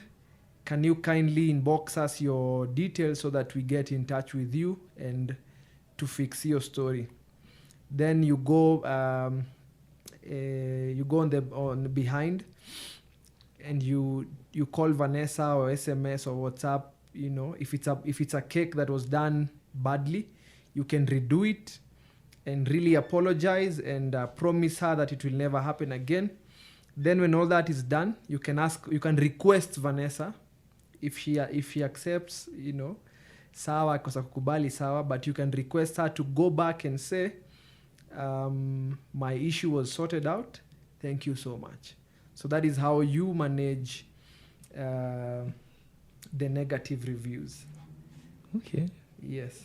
And another element which is related to that, there are brands which do not reply to comments on their social media channels.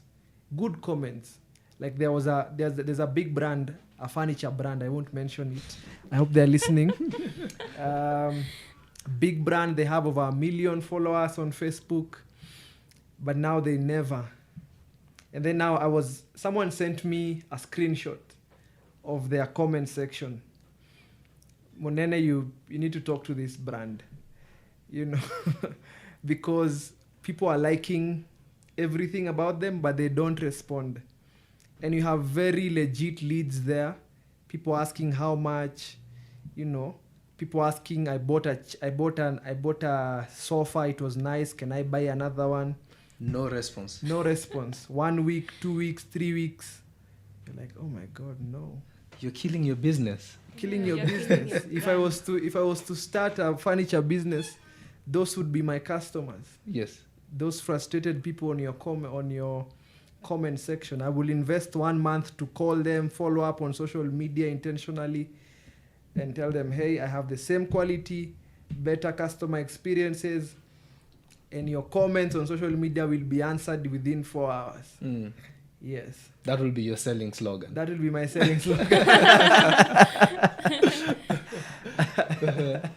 Yes. As we wind up, I'd like to, because this is what I hear a lot. I don't have followers. I don't have engagement. You put out a post.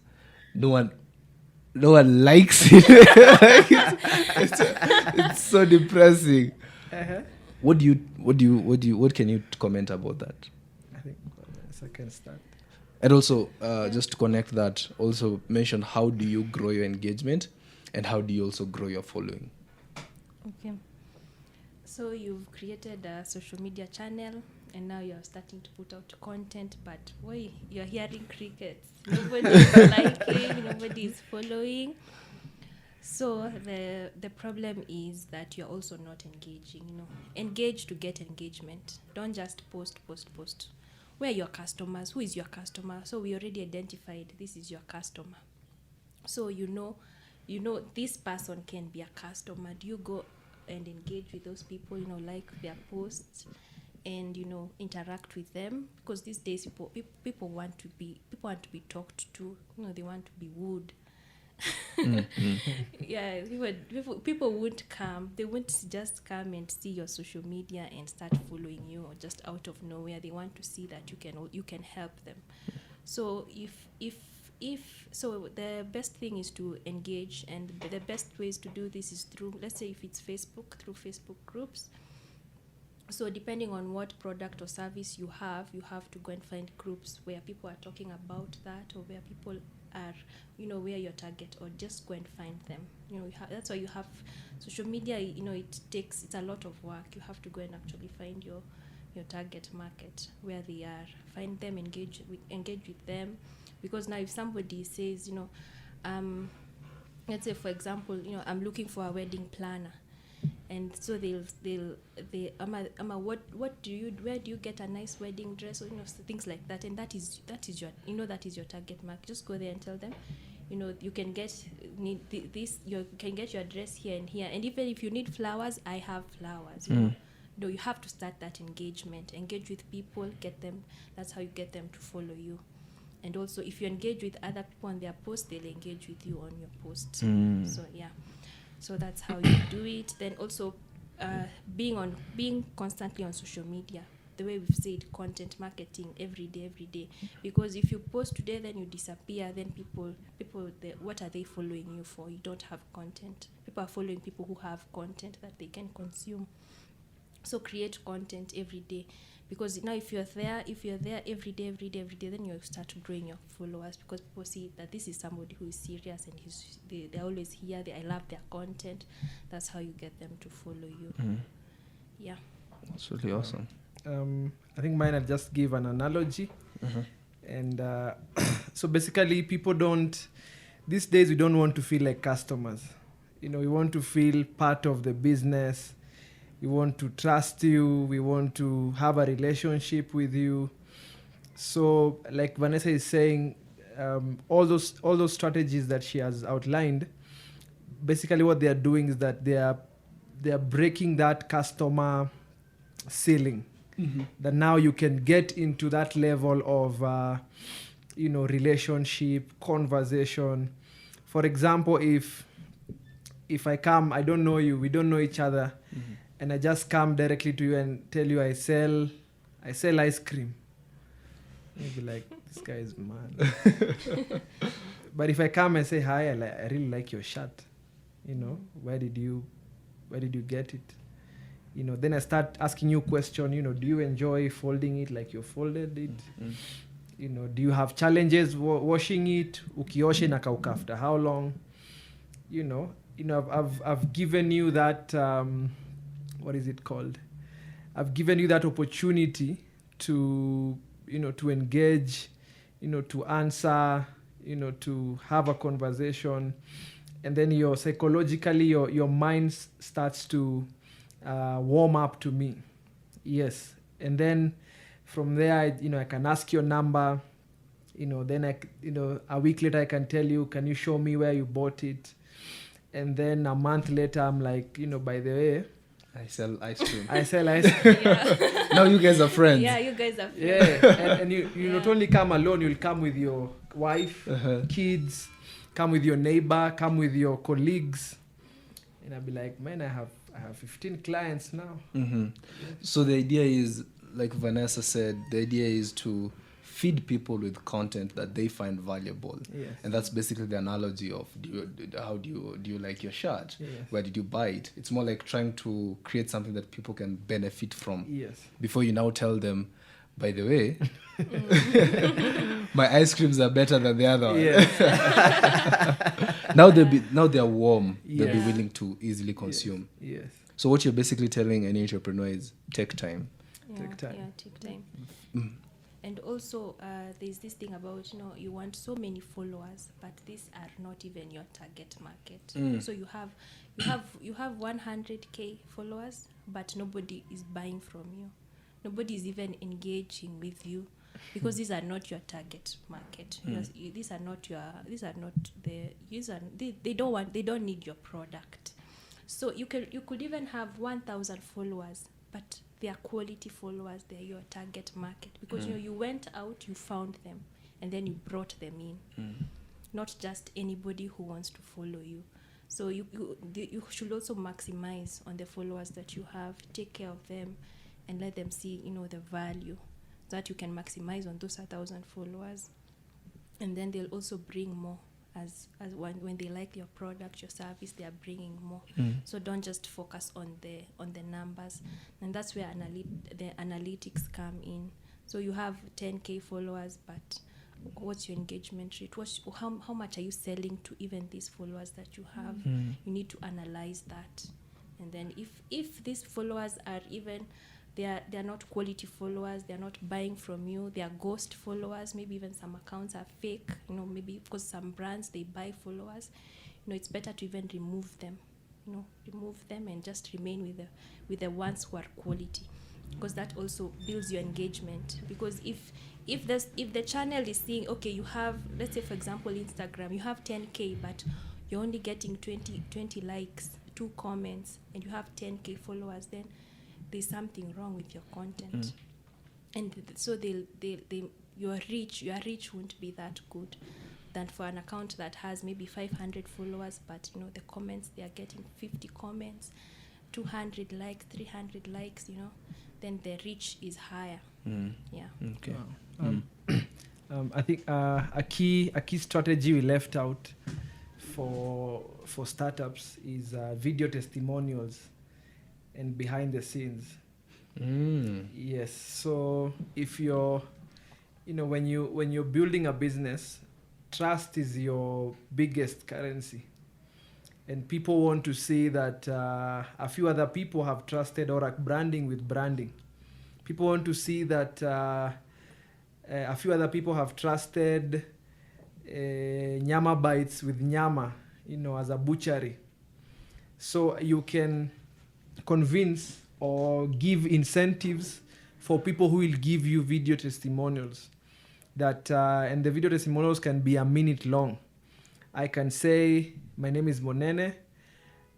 Before Nyama Mama Bites, I used to struggle with meat. I used to struggle with meat, you know, and especially with my kind of need, I get home very late. But now this particular brand, they deliver even at 8 p.m. when I get home. I can just get into the app, ningie kwa hiyo butchery, ni order na wanilete na nilipe. And you know, that is captured and is pushed out as social media content.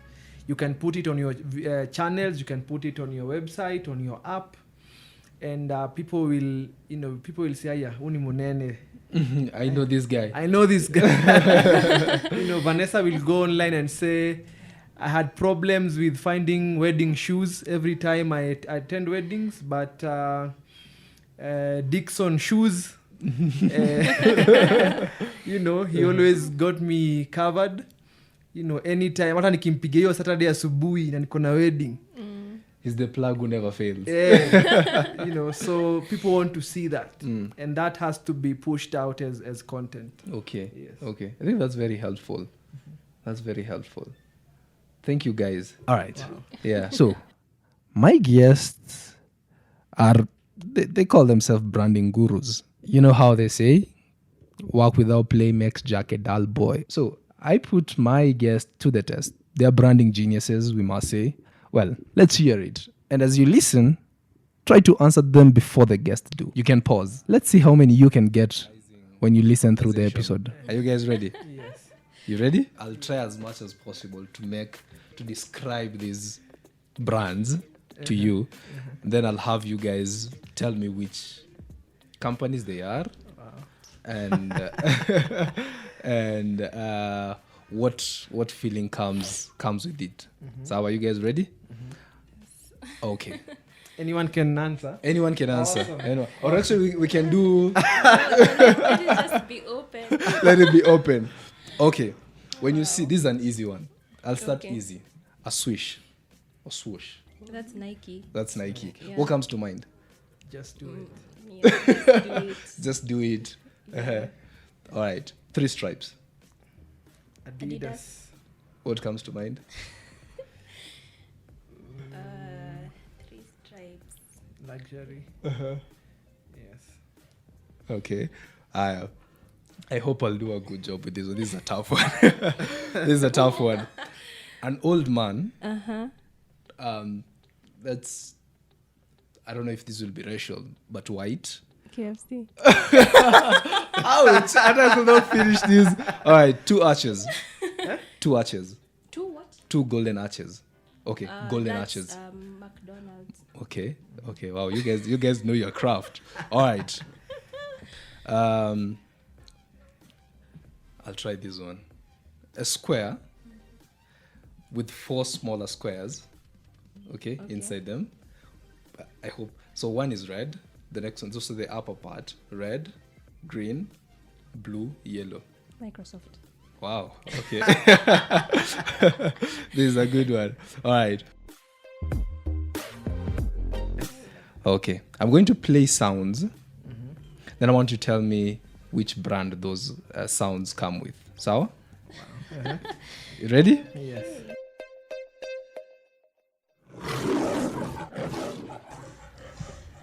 Nat Geo. No. KCB. that is- No. You want one more time? Uh-huh.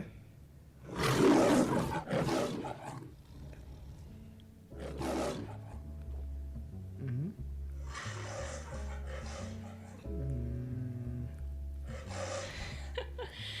Oh God, that is hard. It's hard. Wait, but You can see it. I can see it. Can I give you a hint? Yeah, give us. Tom and Jerry. Oh yes. Cartoon no, Metro Goldie. Metro. Yes. Yeah, it's a What? phone. Which phone? Which brand?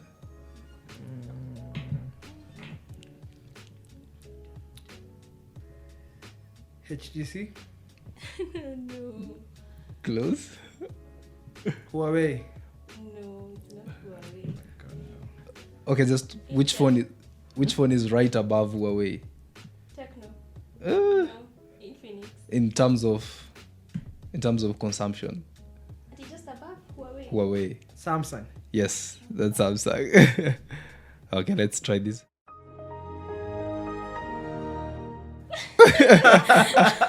That's very easy, Huawei. lakini Is haikuji. that Huawei? That's very easy, but I could. That's Windows. Windows Oh, XP. Alright, okay. Yeah, Windows. This should be easy. This should be very easy. Where did it go? Netflix. Yeah, I knew that was like given. Alright, this is easy. This is very easy. I promise you guys. Nokia. Nokia. Alright, let's try this one more time. That's easy, but haikuji. It's a phone. It's a phone. It's an electronic. Let me give you a hint. It's an electronic brand. Brudia tena. Sony. Close? Yes, it's LG. Life's good. Okay, let me see if I can get one more. This is, I kid you not, this is the easiest. The easiest, okay. Yeah. 20th. 20th century Fox. My Home Alone. Home Alone comes to mind when you hear that. When you hear that. Should brands start focusing on their audio strategy in terms of branding? Because basically all those are audio logos. Yes. Mm-hmm. They should. Oh, yeah. I think I'm too comfortable. They should definitely incorporate the audio, the audio element. But now, the big, how can I call it? The big ball in this court should be on the agency side, like Orac branding. So how do we bring it down to startups? Because audio branding has been known for big brands, again, people with budgets. So our urge would be for, let me not urge other agencies. Let's maximize on that market. So Orac branding, we are, part of our strategy to reach 150,000 SMEs. That includes that. We currently we are creating an app, the branding app, which will help us really reach that. Those numbers we want to reach. And part of the strategies is to make sure all branding elements, even for startups, are available, including audio. Audio. Yes. Thank you. I think that's very powerful. Yes. And the reason I brought it is because I think audio is increasingly growing, and I don't want brands to be left behind, especially startups. Yeah. Any last parting shots? Is there anything burning that you feel like should have been addressed?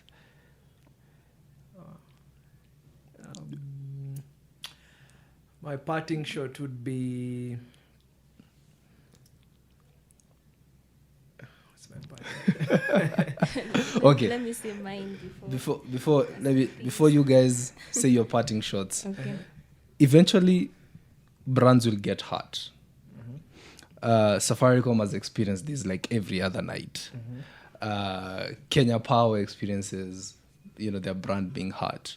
And to mention one that really happened sometime back recently was when Nairobian published an article about Mike Sonko having an affair with the University of Nairobi student leader, to the point that a section of university student bought and burnt the newspaper. How can a brand I don't know if this is the best way. How can a brand maximize this negative publicity, and how can they manage it? Because I think that's like insane. And also Chicken Inn, I think there's a time when they also had some issues with their product. How can they maximize this? So you go first. Okay. So yeah, whenever there is negative publicity, it's always an opportunity. You need to view it from an opportunity standpoint and look for how can you even be better. So if your brand has been tarnished, now it's time to manage it, and you can do this through now just trying to bring out more value to your consumers. So how can you bring out more value, or how can you improve your brand to them? So for example, let's say the Chicken Inn one. So people now don't want to go and eat at Chicken Inn. So now you have to now manage that, and now you say, yes, there was this problem, but now we have taken these measures, we have improved, and this is now what we are doing. So now you have to now bring out that message over and over until the bad publicity is now about the past, and now we are now about the future, the present. Now this is what we are doing, this is what we are offering. So it's just about managing it, like that.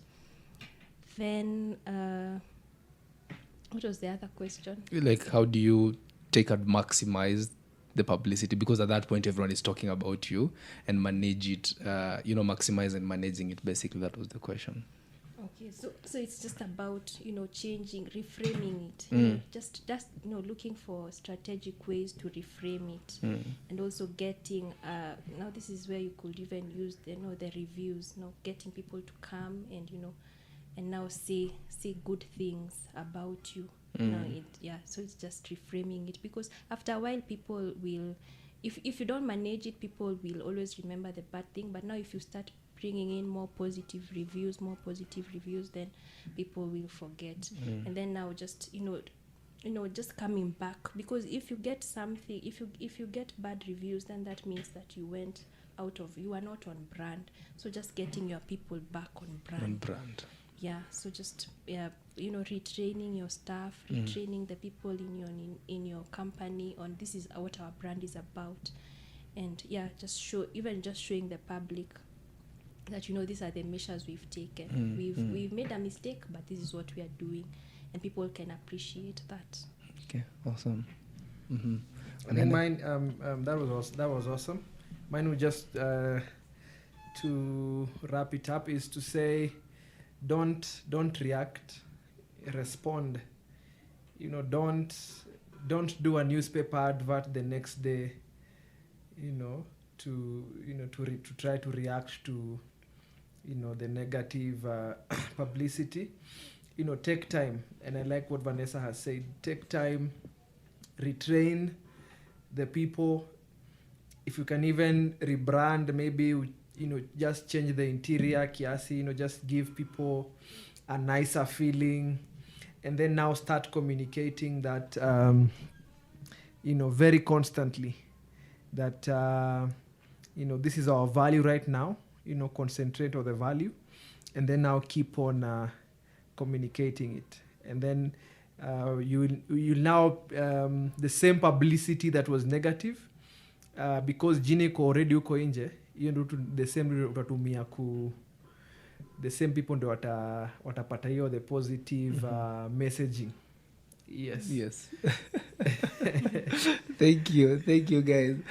I think when it comes to brand, there are a lot of things to talk about, because right now I'm imagining personal branding. I'm trying to imagine You know, like when do we separate Tiger Woods the golfer and Tiger Woods the one who was cheating? Like how do we how do you manage that as a person? You know, like that will eventually, we need to have another part. I think that is just to briefly, Yes. It's a matter of character. Yes, because as a personal brand, whether people know you as the best golfer or the best basketballer or no human is limited, your character goes fast. Whether you're breaking records in 1.59, if you cheat on your wife, that people forget that. People have this perception that a person who is not limited should not cheat on their wives or should not afai kubishana na makanga, that character that people have placed on you. I think to answer briefly on that question you've brought about Tiger Woods, yes, when you're building your personal brand, there's a character people place on you. Yes, and it's your job to always try to live up to it. Yes. Yeah. And that character is not necessarily based on how good you are in golf. Is how good you are in inspiring them. They look up to you. You cannot make mistakes. So you should try to. Yes, but now if you understand you're a human being, you can as well start communicating that early on when you're building your personal brand. And you can either communicate it intentionally or unintentionally by the things you do on a daily basis. So that people know, yes, Munene is CEO Equity Bank, but he's not an angel. Yes, you also need to put that out there. But if you let it be, your brand will grow, personal brand will grow, and then people will impose a character on that personal brand. So you have to communicate that I'm not here to angelize anything. Yeah. Yes. You can make mistakes. I can make mistakes. Yes. I only play golf very well. But I'm still your man. But Thank you, guys. Thank you so much. I really appreciate this. Maybe now we can have the parting shots, then tumalize. I can start. Okay. My parting shot would be, we are moving from key performance indicators, KPIs, to customer performance indicators, CPIs. And to notice, KPIs are placed on employees. You tell an employee, maybe you have a boutique hapa Jamia Mosque. Na umeambia employee wako wawili, you have to bring in 20 clients per month. So due to the pressure, your 2 employees will do anything to get 20 clients for your business. And they will attain key performance indicators. And you'll be very happy, for the first few months. But when the reviews start coming in, that hey, nilinunua shati, ikaanza kufade. Kumbe employee wako alitafuta copy ya shati kama unauza cheaply, ana convince my clients uko nje, then anaziuza in the name of your business. He'll still give you the cash for him or her to meet the KPIs, but your business in 2 years itakuwa imekufa. So now we have customer performance indicators where targets are placed on what is most important to the customer. For example, the same example, your shop, Jamia. If I'm the customer, one of my indicators, staki shati inajikunja nikifua. Nataka shati after 1 year, nikifua bado inakaa to the same. Staki material inaisha value pia nikifua ama nikivaa. So those are the things which are very important to me. So those are the targets zenye zinaplesiwa kwa biashara.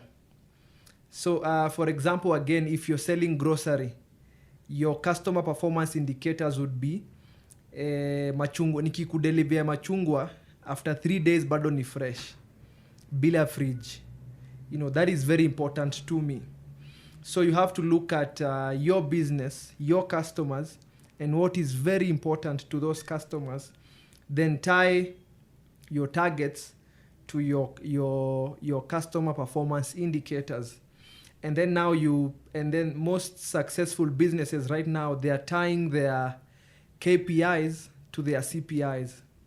They are not telling their employees, you need to bring in 20 customers.